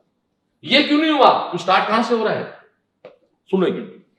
ये क्यों नहीं हुआ कि पोजीशन और टाइम के बीच कभी भी इस तरह के कर्व में, यहां तो क्या हो गया, कांस्टेंट वेलोसिटी होगी ना, वेलोसिटी कांस्टेंट होगी ना, तो वेलोसिटी कांस्टेंट होगी, त्वरण 0 हो गया, त्वरण 0 थोड़ा ही है।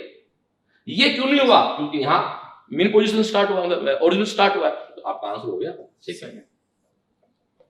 कहानी प्ले बढ़ रही है, आगे चलो। फिर वही बात आगे देखो, चित्र 1 व 2 में अक्ष अभी पढ़ाया मैंने, वही है। अरे ये अक्ष और टी के बीच ये त्वरित है, ये मंदित है, कौन सा आंसर देखना भैया, दोनों कोणों के तो एक सपना ना, फर्स्ट है वो त्वरित है, सेकंड है वो मंदित है। पढ़ा चुका आपको मैं, ये पढ़ा चुका पीछे आपको, ये एक्सलेट है, ये रिटार्ड है। ओके डियर, आगे चल क्वेश्चन नंबर 27 पे आ जाओ। आहा क्या बात है। फिर देखो ये देखिए, इसको बता रहा हूं, देख डियर, अगला साफ कहता है t बराबर 0 पे कण की गति प्रारंभ करता है, t के साथ देखो दोस्तों 0 से 2 सेकंड तक इसका त्वरण 3 है, फिर ये अपनी दिशा बदल लेता है, 2 से 4 सेकंड तक इसका मंदक से अर्थ तो क्या है, देखना ये गाड़ी जा रही है, ये गाड़ी पर एक्सीलरेट है, ब्रेक लग गई तो अब इसके एक्सीलरेशन, ये ऐसा हो रहा है, पर गाड़ी स्पीड बढ़ रही है, फिर आपके ब्रेक लग गए और गाड़ी किस में आ गई, वापस विराम कंडीशन में आ गई। तो दोस्तों देखो 0 से 2 ए और टी, ध्यान दे class, A equal to V by T, तो दोस्तों V इक्वल टू क्या हुआ, A क्रॉस टी। A और T का जो गुणा है V बताता है, तो 3 गुणा 2 इसका 6 है वेग। और देखो इसका मतलब ये है कि गाड़ी स्टार्ट 0 से हुई, अधिकतम वेग 6 तक गई और वापस 0 तक आ गई। ऐसा इसमें एक ही ग्राफ है, वो कौन है, ये है मेरी क्लास की सिस्टम प्रॉब्लम।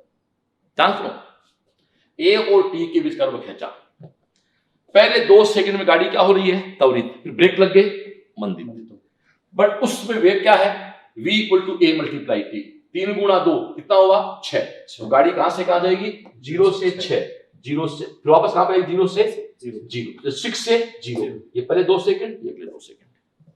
बोलो भाई क्यों, है काम की चीज। थैंक यू डियर, आगे आओ भैया। देखो हमारे किशोर ने बहुत अच्छे क्वेश्चन का करेक्शन किया, हम इसके एक पूरा होमवर्क करते हैं, पहले अच्छे क्वेश्चंस लेते हैं, क्वेश्चन लिमिटेड लेने होते हैं, वीडियो 1-1.25 घंटे बड़ा सकते हैं ना, वो 45 वीडियो आपको देंगे, 30 वीडियो आज आपको दे रहे हैं। आजा फिर एक आग की बात आ गई। अगला कहता ट्रेन किन्हीं 2 स्टेशन के बीच की दूरी 2 घंटे में तय करती है, अधिकतम त्वरण क्या है। देखो दोस्तों ये स्पीड है और ये टाइम है, तो जानता है स्पीड और टाइम के बीच की स्लोप जो कौन होती है, ए, तो इसकी स्लोप ए है। तो देख सबसे स्लोप कहां है, C से D लग रहा है, देख भाई सबसे ज्यादा C से D लग रहा है, तो C से D देखिए रे दोस्तों, C से D, तो इसकी स्लोप लड़के ध्यान दे, ये तो है 20 से 60, कितना बार है 40, और ये तेरा 1 से 1.25, तो 0.25 हो गया, 0.25 हो गया, वो कितना किशोर 20 से 60 कितना है 40 है, वो कितना है 1/4 हो गया, 2.5, तो ये 1/4 कर दे, तो इसको 4 से गुणा कर दे, इसका आंसर 160 किलोमीटर पर आवर्स पे, और ये अधिकतम है, आंसर क्या होगा इसका, सेकंड। ग्राफ मैं आपको बेटा जी बहुत ढंग से बता चुका हूं पहले, एक बार ग्राफ पल्ले पड़ गया, एस और टी क्या है, वी और टी क्या है, ए और टी क्या है, तो आगे कहीं दिक्कत नहीं आएगी। तो एक बार अपनी वीडियो रोक लो और अपनी कॉपी में एस के टी के साथ, वी का टी के साथ, ए के टी के साथ ग्राफ हाथ से बनाओ, ठीक। चलो भैया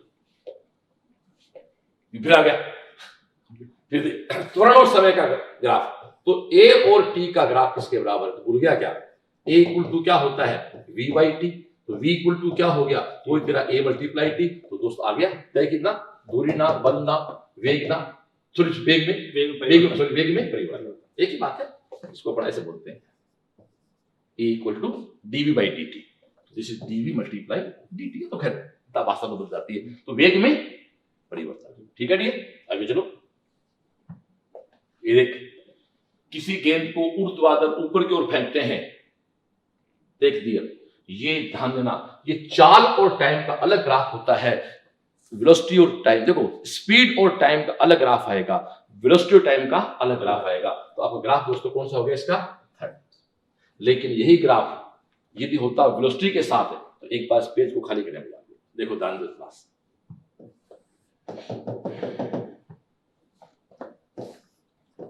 ये टाइम और चाल, पहले चाल और टाइम ले, इसी के नीचे टाइम और वेलोसिटी कर देते हैं।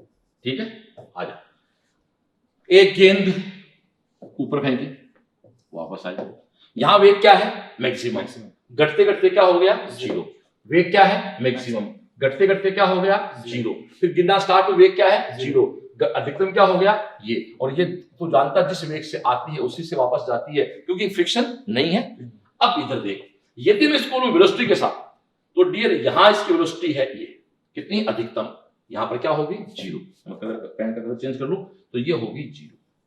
अब दोस्तों जीरो से बढ़ना स्टार्ट हुई है, ये लाइन नीचे आएगी, क्योंकि जो ऊपर की ओर है वो नीचे की ओर हो गया, वेलोसिटी एक वेक्टर क्वांटिटी है, उसकी डायरेक्शन चेंज हो जाएगी। सुन ले बेटा, ये स्पीड और टाइम का कर्व है, ये वेलोसिटी और है टाइम का कर्व, इसलिए हमने एक क्वेश्चन दिया, एक में हमारा प्लान था कि एक दोनों की बात हम कर लेंगे आपसे, क्यों भी ये बात।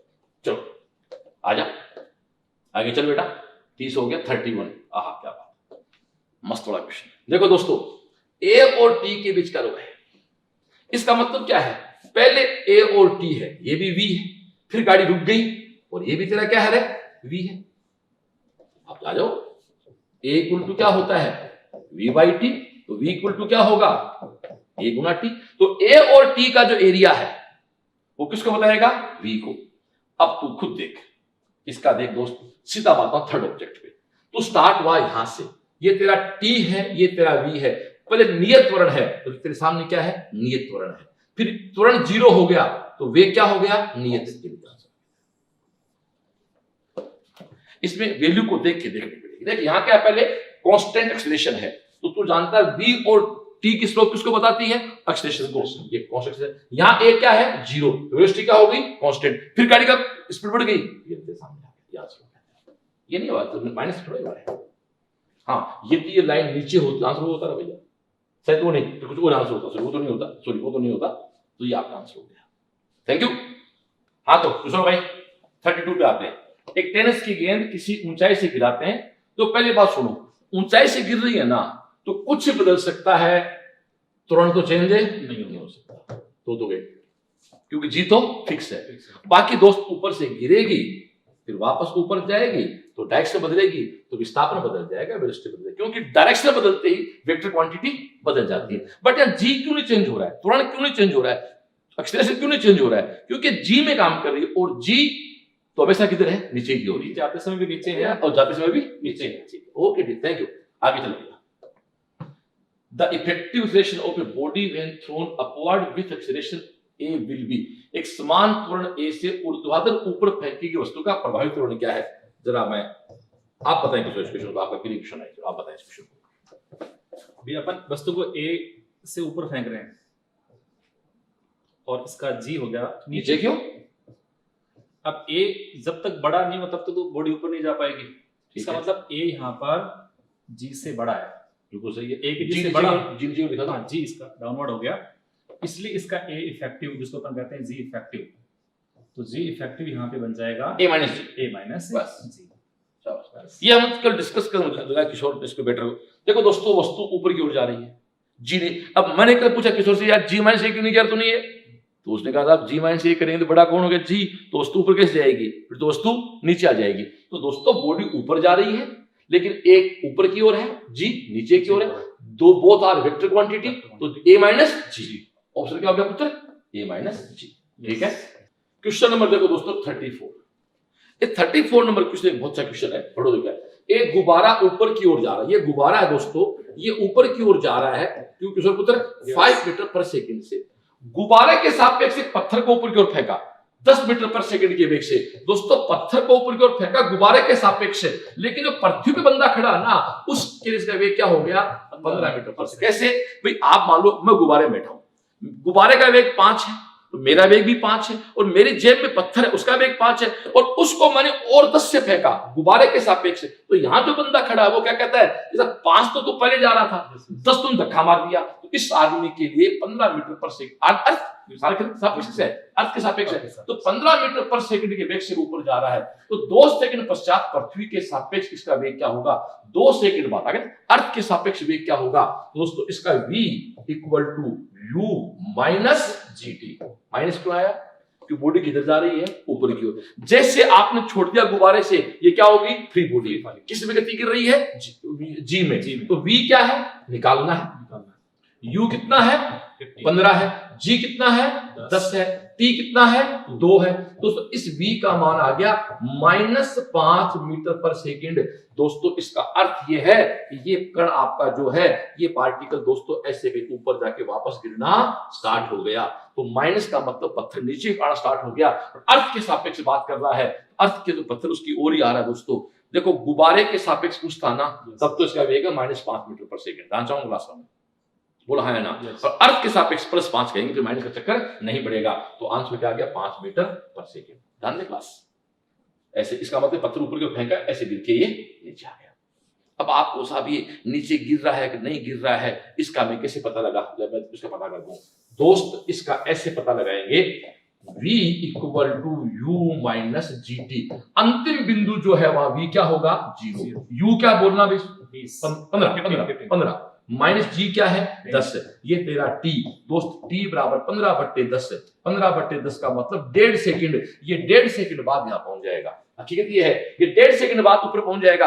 आपको कुल मूवमेंट कितना है 2 सेकंड, तो 0.5 सेकंड और नीचे गिरा है, 0.5 सेकंड और नीचे गिरा है। तो दोस्तों अब ये ऐसे मान लो कि u बराबर 0 से गिरना स्टार्ट हुआ है और 0.5 सेकंड बाद इसकी स्पीड क्या है। अब फॉर्मूला ऐसे बनेगा v equal to u plus gt।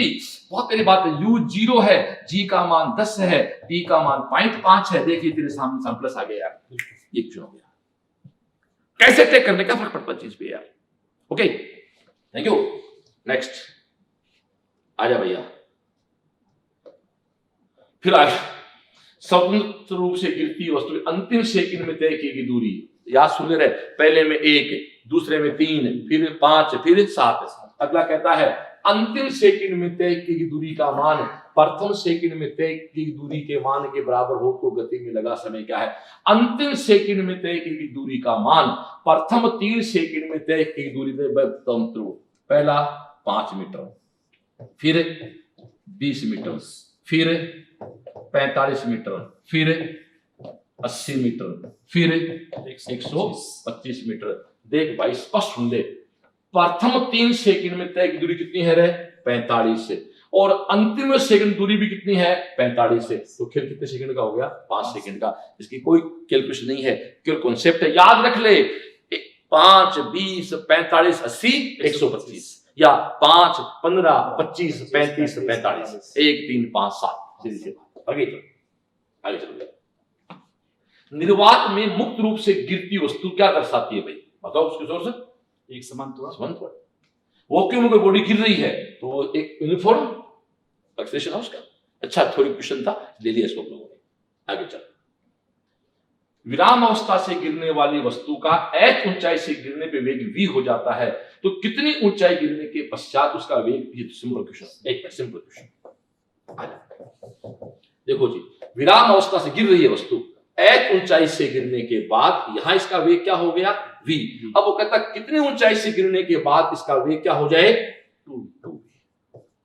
आजा भैया, तो h equal to ut plus v square equal to u square plus 2gh। देखो अपना हाथ रुक गया मेरा। अब तू क्या कह रहा है, u क्या है 0, v स्क्वायर इक्वल टू क्या है डियर 2gh, तो तेरे सामने h डायरेक्टली प्रोपोर्शनल क्या है v स्क्वायर। सीधी सी बात। अगला कहता है कि वेग 2v हो जाए, तो दोस्त वेग 2v हो जाए तो v क्या हो गया, root H, v root H, तो h का मान 4 होगा तो v का मान 2 होगा, तो आंसर क्या हो गया भैया तेरा 4h। सीधी सी बात है, देख रहे यार, h 20 का समानुपाती है तो v क्या होगा, रूट h के डायरेक्ट प्रोपोर्शनल होगा, तो h का मान 1 है तब तो v है, इसको 2 कब करें, जब वहां 4 होगा, सिंपल कॉन्सेप्ट है, तो 4 गुना कर दो तो वेलोसिटी क्या होगी 2। ओके थैंक यू, आगे चले। ये सिंपल क्वेश्चन है, किसी गेंद को ऊर्ध्वाधर ऊपर की ओर v वेग से फेंकते हैं, ऊपर की ओर गति के अंतिम t सेकंड है, अंतिम t लिखा हुआ है, अंतिम t सेकंडों में गेंद द्वारा तय की गई दूरी क्या है।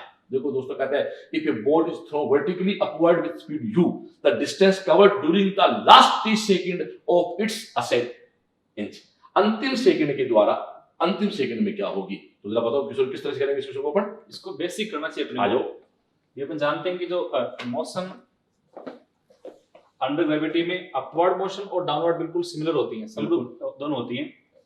अब जैसे अपन इसको एक तो नीचे से, जैसे मान लो अपन यहाँ से किसी बॉडी को थ्रो करते हैं और फिर इसी करते हैं कैलकुलेशन, तो बहुत कॉम्प्लेक्स क्वेश्चन बन जाता है, उसमें टाइम लगेगा 5 मिनट। सही, मतलब कॉम्पिटिशन नहीं है। हाँ, तो मैं कह रहा हूँ कि जब ऊपर जाने का पूरा प्रोसेस और नीचे आने का सिमिलर ही है, तो मैं इसको जैसे मैंने पहले कहा था कि अंतिम 1 सेकंड में टाइम कितना, डिस्टेंस क्या थी 5 मीटर थी, 5 मीटर, तो नीचे आने भी 5 मीटर थी। सही है। तो ऐसा यहाँ पर अंतिम टी में जितना यहाँ डिस्टेंस कवर होगा उतना नीचे आने में होगा, और नीचे आने वाला गणना करना आसान होता है हमारे लिए। सही है। तो अपन जैसे उसी को ले लेना, जैसे मान लो यहाँ से मैं रेस्ट से छोड़ू किसी बॉडी को, और वो टी समय कितना यहाँ पर उसका डिस्टेंस कवर होता है, तो डिस्टेंस अपन जानते हैं एस इक्वल टू या आपका you t plus half GT square, GT square कर दो, A T square by value put कर देंगे।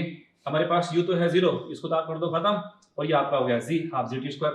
तो बिल्कुल ये सिमिलर है, आप ड्रॉप करेंगे तो यस यस। कल हम दोनों पिता पुत्र शिक्षक स्टूडेंट दोनों डिस्कस कर रहे थे, तो मुझे लगा कि किशोर ने बहुत अच्छा लॉजिक दिया कि भाई आप किसी बॉडी को यहां से फेंकेंगे तो ऐसे वस्तु गिरती है, तो जो घटना यहां से यहां तक जाने वही घटना यहां से, इधर का अंतिमो सेकंड है, इधर का यहाँ पूछे अंतिम 2 स्टार्ट 2 तो स्टार्ट 2, अंतिम 3 स्टार्ट। ठीक है डियर, तो आंसर क्या आ गया half GT square. Next question 39, ये भी अपने आप में बहुत अच्छा क्वेश्चन है। वो कहता है बॉडी को देखो ऊपर की ओर फेंका आपने, एक बॉडी को आपने ऊपर की ओर फेंका, बॉडी वापस घूम के आई, गई वापस आई, वापस वहीं आ गई, तो एवरेज वेलोसिटी तो क्या होगी भैया 0। एवरेज चाल की बात कर रहा है, तो डी आने का सब दूरी, ये जाने एक ही बात है, ये टाइम मान लो कि टी, ये टाइम भी क्या आपका टी, तो आपके सामने सामने औसत चाल क्या होगी भैया, कुल दूरी बटा कुल समय, तो कुल दूरी क्या होगी 2d, कुल समय क्या है तो समय जानता है, तो v equal to you plus minus minus minus एक ही बात gt, तो ये 0 हो गया, तो u बाई जी है, तो तेरे क्या हो गया 2u बाई जी हो गया। अब तेरे डिस्टेंस क्या है, तो डिस्टेंस तो जानता है v स्क्वायर बराबर u स्क्वायर माइनस 2gh, ये तेरा क्या हो गया 0, तो u स्क्वायर बराबर क्या आ गया 2gh, एक बार d बोल देते, तो d की वैल्यू क्या आ गई u स्क्वायर बाई 2g, तो तेरे सामने सामने जो d लिखा हुआ वहां क्या लिख दूं मैं u स्क्वायर बाई 2g, ये तेरे सामने सामने 2u है, ये तेरा g है, तो तेरे सामने 2 से 2 काट दे, g से g काट दे, u से u काट दे, तो आंसर क्या बच गया u बाई 2, तेरे सामने 0 और u बाई 2, एक बात है v बाई 2 बोल दे, 0 और v बाई 2। यहां मूल बात ये है कि औसत वेलोसिटी क्या हो जाएगी 0 से। ओके आगे चले भैया, अगला क्वेश्चन निकालो भाई भगवान। अब दोस्तों रिलेटिव मोशन पे आ गए, अब अगले 6 क्वेश्चन जो है वो रिलेटिव मोशन पे, इस पे थोड़ा सा ध्यान दें। रिलेटिव मोशन क्या होता है, किशोर इधर आ जाइए, हम दोनों एक बात, आप इधर मेरे पास खड़ा हो, हम दोनों ऐसे खड़े हैं, ध्यान दो, आप मेरी स्पीड 5, इसकी स्पीड 5, हम दोनों इधर एक साथ चलना शुरू करें तो हमारी औसत स्पीड क्या होगी 0, सापेक्ष 0 होगी। मेरी 5, इसकी 6, और हम दोनों इधर चले, तो मैं चला 5, ये चला 6, तो मेरे सापेक्ष में +1 है, इसका -1। अब दोस्तों सपोज लो कि आपका मुंह उधर है, मैं चलूं 5, उधर मुंह आपका है, तो आपका 6 गए, मैं 5 गए, तो 1 सेकंड डिस्टेंस कितनी होगी 11, तो हमारी वेलोसिटी क्या होगी 11 मीटर पर सेकंड। यानी एक दिशा में आप चलते हो तो सापेक्ष वेग होता है v1 माइनस v2, और विपरीत चलते हो तो रिलेटिव मोशन होता है v1 प्लस v2। ध्यान रखना चीज का। ओके डियर, बस यही प्रश्न है, पढ़ो क्या कहता है। 50 मीटर लंबाई की 2 रेलगाड़ियां, एक रेलगाड़ी ये है, एक रेलगाड़ी ये है, एक की स्पीड दोस्तों 10 मीटर पर सेकंड है, एक की स्पीड 15 मीटर पर सेकेंड है, वो कहता है कि एक दूसरे को पार करती हैं, तो देखो पार करती है तो दोनों की स्पीड होगी 10 से 5 15, लेकिन डिस्टेंस 10 से 15 25, 10 से 15 25 है, लेकिन 50 मीटर की दोनों गाड़ियों को ऐसे पार करने में कुल दूरी 100 तय करनी पड़ेगी, तो डिस्टेंस है 100, स्पीड है 25, आंसर हो गया 4। फिर सुन ले, दो ट्रेन है, देखे से ए 50 है ना, तो 50 नहीं है, पूरा पार करना पड़ेगा, तो डिस्टेंस कितनी होगी 100। वेग क्या हो गया 10 से 15 25, तो वेग है रिलेटिव मोशन, रिलेटिव स्पीड है, आंसर क्या हो गया 4। आगे चलो क्वेश्चन 41, ये रिवर और बोट पे क्वेश्चन आ गए, हम दोनों गुरु शिष्य मिलकर आपको इसको समझाने का पूरा प्रयास करेंगे, समझ आपके आ जाएगा। देख डियर क्वेश्चन क्या कहता है, छोड़ा आप पेज खाली करेंगे। देखो डियर ये एक नदी है, इस नदी में आप नदी बह रही, देखो इधर नदी बह रही है, आप यहां इंटर करके भी यहां जाना चाहें तो आप एक ताकत लगा के यहां जाना चाह रहे हैं, बट आपकी ताकत का एक हिस्सा पानी का बहाव जो आपको उधर बहा के ले जा रहा है उसमें दोस्तों खर्च हो जाएगा। तो हम ये कहते हैं कि माना कि ये तैराक जो है तो यहां किसी यू वेग से एंटर कर रहा है, इसके साथ इसका एंगल थीटा है, तो इसका एक कंपोनेंट यू कोस थीटा तो इसको नदी पार करवाएगा, पर इसका एक कंपोनेंट दोस्तों यू साइन थीटा जो है वो नदी की जो स्पीड है v इसको खत्म करने में खर्च होगा। तो दोस्तों एक बहुत प्यारा पॉइंट बनता है u sine theta equal to v, तो दोस्तों sine theta equal to v by U, ध्यान देना u स्विमर के दृष्टि लिया मैंने, v नदी का वेग लिया मैंने, डिपेंड आप पे करता है। ध्यान दो क्लास का, मैं यहां u वेलोसिटी से एक व्यक्ति थीटा एंगल में कहां से लिया है, परपेंडिकुलर से, न कि नदी के बहाव से, तो नदी के बहाव से लोगे तो ये कोस हो जाएगा, ये साइन, इससे क्या पड़ने वाला है। इसका एक component v sine theta, u sine theta किस में खर्च होगा दोस्तों, इस v को खर्च करने में खर्च हो जाएगा, और एक कंपोनेंट v कोस थीटा है वो नदी को पार करवाएगा, बस इसमें इतना ही खेल है, इतना। और ये अल्टीमेट आदमी इस थीटा पे प्रवेश कर रहा है, लेकिन ये व्यक्ति दोस्तों ठीक सामने वाले कोने पे जाके पहुंच जाएगा, इसको बोलते हैं मिनिमम डिस्टेंस कवर करके नदी पार करना। ठीक है डियर, बोलो हाँ या ना, बिल्कुल। अब यदि मैं इसी क्वेश्चन को ये कहूं कि साहब मैं तो यहीं प्रवेश कर रहा हूं, तो ये पानी दोस्तों धक्का मार के मुझे यहां ले जाएगा, ये पानी मुझे धक्का मार के वहां ले जाएगा, या यहां नहीं जा सकता मैं, क्यों धक्का मारेगा पानी, मैं वहां जाऊंगा, तो वो था, ये था मिनिमम डिस्टेंस और वो है मिनिमम टाइम, क्योंकि पानी का धक्का भी आपको भागे ले जाएगा।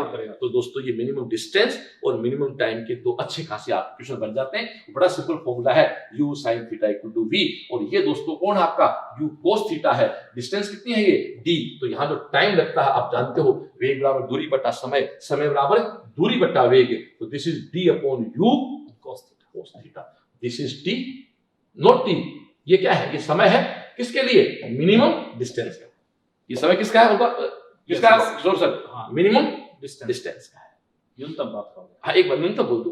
अब दोस्तों यदि हमें यहां तो पहुंचना नहीं है, जब यहां पहुंचना है तब तो हमें किसी एंगल प्रवेश करना पड़ेगा, लेकिन हमें यदि कम से कम सब नदी पार करनी है तो नदी का भी धक्का हमें को, अभी तो क्या हम नदी के धक्के का विरोध किया, तो विरोध किया तो भैया मेरी एक ऊर्जा, मेरा एक वेग का कंपोनेंट उस नदी के बहाव का विरोध करने में खर्च हो गया होगा, कहने का मतलब मेरे वेग थोड़ा सा कम काम आएगा, यहां मैं नदी के साथ चलता चल जाता हूं, तो भैया कहते हैं ना साथ चलो हवा के, तो हवा साथ देती है, तो दोस्तों P से फिर ये Q पे आपको जाना है, मान लो इसको आप B कह दो, ये दूरी पूछता कई बार, बताओ अक्स कितना दूरी पे आगे जाके मिलेगा, और वो आपकी जो समय है वो कितना होगा, तो समय तो भाई वही रहेगा।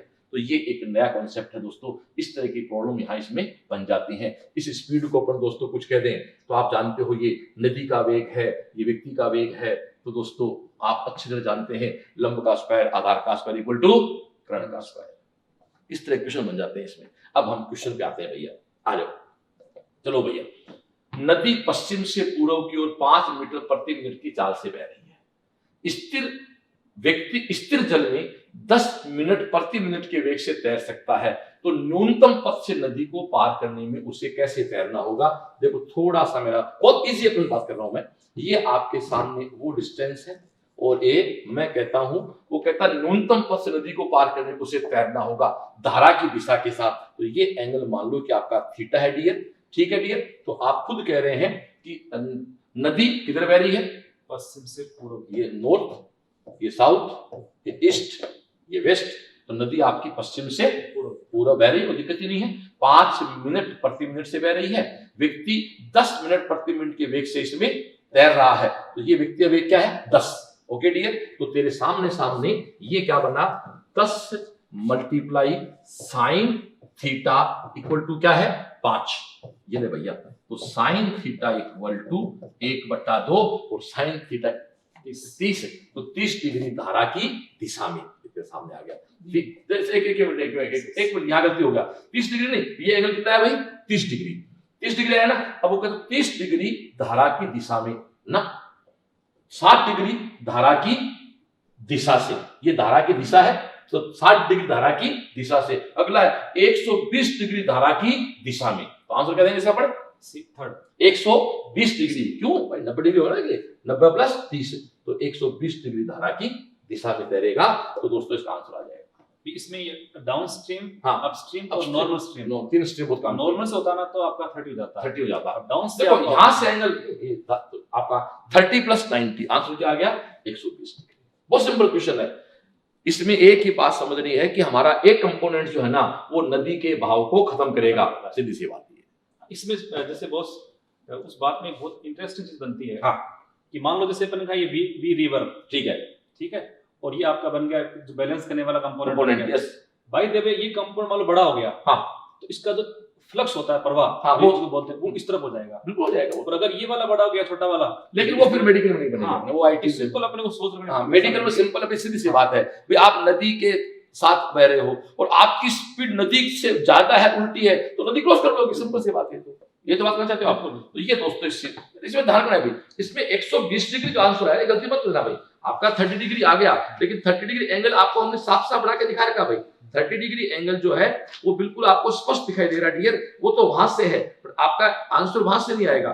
30 डिग्री आंसर में आपका आंसर है 120 डिग्री, 90 प्लस 30 डिग्री आपका आंसर आएगा इसमें।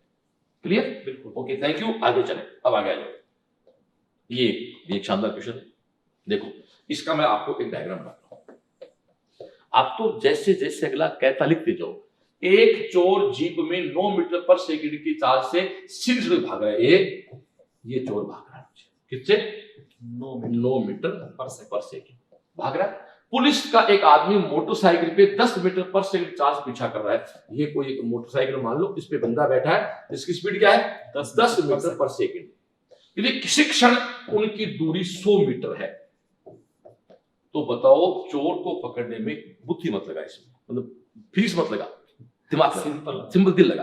देख ये चल रहा है 2 मीटर, ये चल रहा है 10 मीटर, तो हर एक सेकंड में चोर और सिपाही के बीच दूरी कितनी कम होगी 1 मीटर, तो कुल दूरी कितनी तय करनी है 100 मीटर। तो आंसर क्या आ गया 100 सेकंड। सिंपल बात, फिजिक्स बहुत आसान है। वनडी को यदि तुम मन से करोगे तो वनडी बहुत इजी है, खुद देखना ये 1 सेकंड में 2 दूरी चल रहा है, ये 1:10 चल रहा है, तो हकीकत देखा जाए तो 1 सेकंड में पुलिस उसको 1 मीटर कवर कर रही है, तो 100 मीटर कवर करना पुलिस को, तो कितना चलेगी 100 सेकंड। सिंपल सी बात है। आगे चलो, फिर आगे आपका इसको आप करेंगे नाव वाले को, मैं चाहता हूं इस क्वेश्चन पूरे को आप सोल्व करें। क्वेश्चन अपना है the speed of A boat is 5 km/h in still water, it crosses, ये हम आपको डायग्राम बना देते हैं, it crosses a river of width 1 kilometre along the shortest possible path in 15 minutes, the velocity of the river water is। तो पहले बच्चों समझो, हाँ, ये एक नदी है, yes, yes, जिसमें स्थिर जल में नाव की चाल है 5 प्रति घंटा।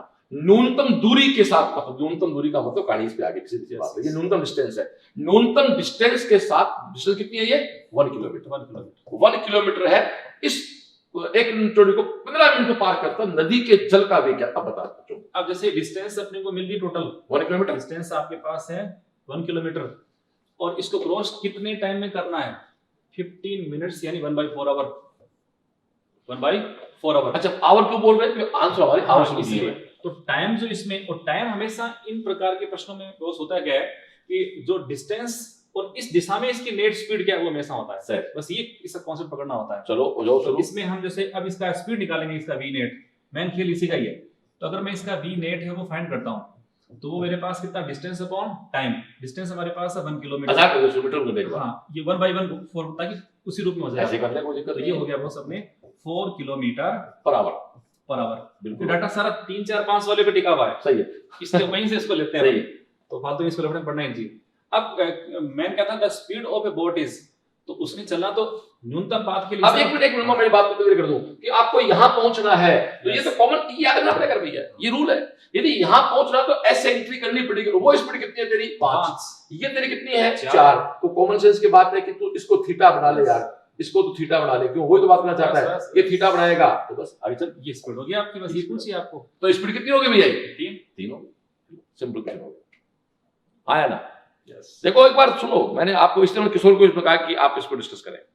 देखो डियर, नदी पार हो रही है, अगला साहब कहता है कि मिनिमम डिस्टेंस का मतलब डायग्राम यही है, ये गांठ मान ले, क्योंकि मिनिमम डिस्टेंस तभी हो तो ये डिस्टेंस 4, क्यों, अगला खुद कहता है 1 किलोमीटर है 15 मिनट पार करनी है, तो ये अच्छा ये मिनट में था, आवर्स में आंसर भी चेंज कर दिया, तो 4 पर आवर, ये कितना है 5। ये हमेशा कौन है, ये स्थिर जल में नाव या आदमी की स्पीड है, ये 5 ये 4, ये कॉमन सेंस की बात करें कितना हो गया, 3 हो गया।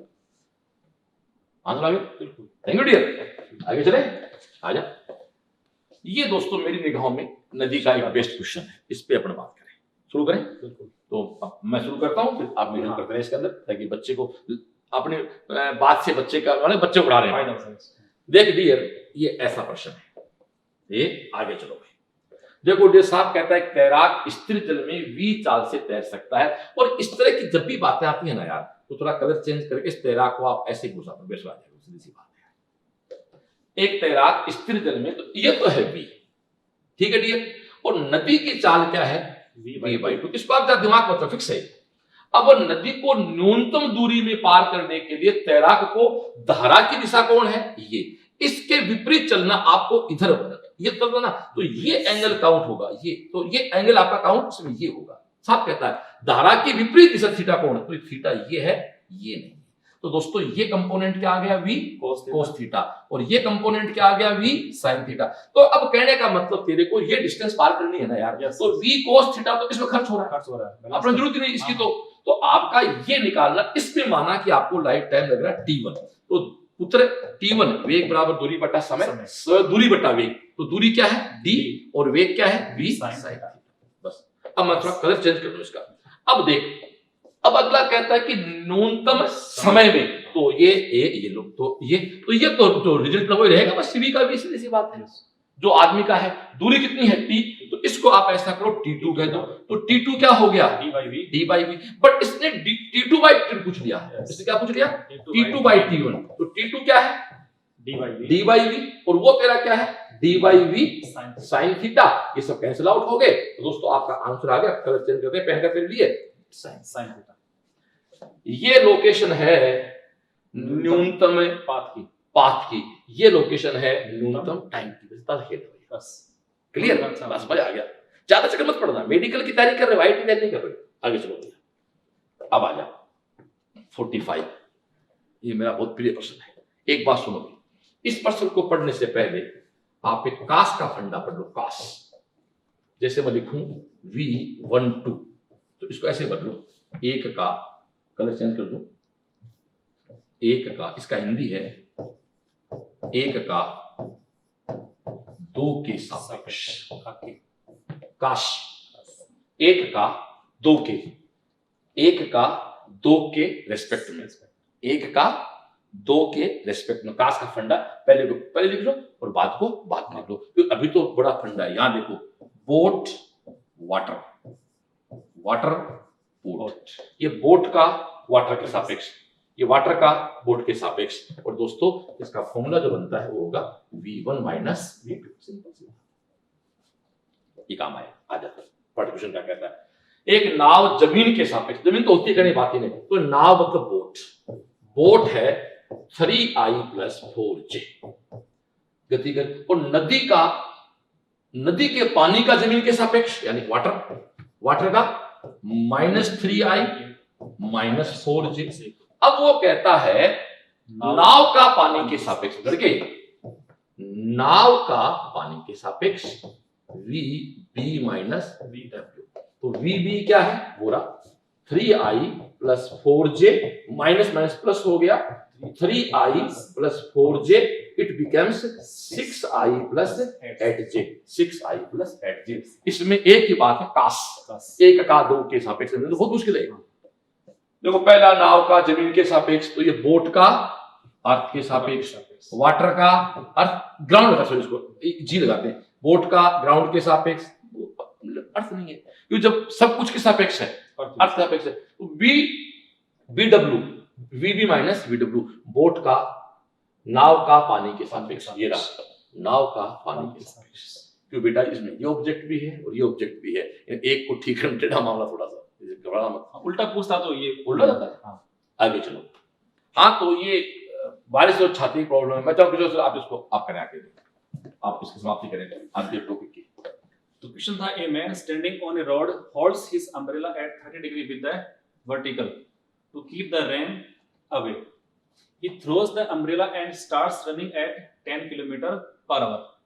He finds that rain drops are hitting his head vertically. अब जैसे इन प्रकार के प्रश्नों में बारिश कहाँ उसको हिट कर रही है, मैंने पहले देखो पूरे बच्चों को पहले बच्चों पूरी बात समझो। सड़क पे एक व्यक्ति खड़ा है, वो वर्षा से बचने की कुछ छाता है, वो एक ऊर्ध्वाधर से पकड़ रखा है, तो मेरे हिसाब से अपन इसको ऐसा डायग्राम बना देंगे कि ये आदमी जो है इसने एक छाता ऐसे ऊर्ध्वाधर से ऐसे पकड़ रखा है, थीटा है, सीधी सी बात, ये छाता पकड़ रखा है और वो छाते को फेंक देता बंदा, छाते को फेंक के 10 मीटर/आवर के स्पीड से भागना स्टार्ट करता है। अब यदि वर्षा की बूंदें उसके सिर पे ऊर्ध्वाधर पड़ रही है तो वर्षा की बूंदों का जमीन के सापेक्ष चाल क्या है, अब शुरू करें भाई। अब जैसे इस तरफ इसने रेस्ट कंडीशन कर रखा था ना, इसका मतलब बारिश इस तरफ हो रही है। यस, बारिश ऊर्ध्वाधर थी, एक तरह से रेन का रियल स्पीड है, रियल स्पीड है। यस चले आगे चलें। अब जैसे मैन मोशन करना शुरू करता है तो उसकी स्पीड हो गई वी मैन, ये सर अब वी मैन इस तरफ है और ये वी रेन था, सही है। अब फाइनली रेन मैन के रेस्पेक्ट में कैसे होनी चाहिए, वो कह रहा कि छाता है वो वर्टिकल होना चाहिए, ये लो साहब, तो ये क्या बन गई, ये है रेन का मैन के रेस्पेक्ट में स्पीड, ठीक है। बस अब अपने वैल्यू दे रखे सारी पुट कर दीजिएगा। चलो अब देखो ये कह रखा वर्टिकल से एंगल 30, ये इस एंगल 30 होने भी आपका 30 एंगल हो गया, ठीक है। अब बताइए साहब Vm अपने को दे रखा है, अपने तो कर दो ना, फिर तो आपके पास ये है और ये है, तो क्या बना आपका, ये अपने पास जो वैल्यू थी 10 होगी इसकी, ये 10 हो गया। अपने को पूछा है वी रेन, तो रेन आपको निकालना है, ये अपने पास है वी रेन और ये हमारे पास है वैल्यू 10। अब इसमें देखो हमारे पास है लंप और ये करंट, साइन हो गया, साइन हो गया, ये लो, तो साइन थीटा इक्वल टू क्या हो गया 10/VR, 10/VR, और VR की वैल्यू क्या है, साइन आपका होगा 30 साइन 30 है, पहले से पता है, 1/2, तो दोस्तों आपकी VR की वैल्यू क्या आ गई भैया 20 आ गई सीधी। तो ये बारिश और छाते की दो प्रॉब्लम थी, ठीक है भाई। का पहला क्वेश्चन है एनसीईआरटी से क्वेश्चन, एनसीईआरटी का एक अच्छा क्वेश्चन है। तो ओके दोस्तों, आज के साथ इसी के साथ हम लोग 1D के 3rd लेक्चर को समाप्ति जा रहे हैं। फिर भी संतुष्टि नहीं हुई, 4-5 क्वेश्चन मतलब 4-5 रह गए हमारे, तो हम फ्रिक्शन और सेंटर ऑफ मास के साथ आपको 1D के कुछ क्वेश्चन और देंगे, ठीक है ना। इस वीडियो को तो बहुत लंबा नहीं कर सकते। ओके, थैंक यू, जय श्री।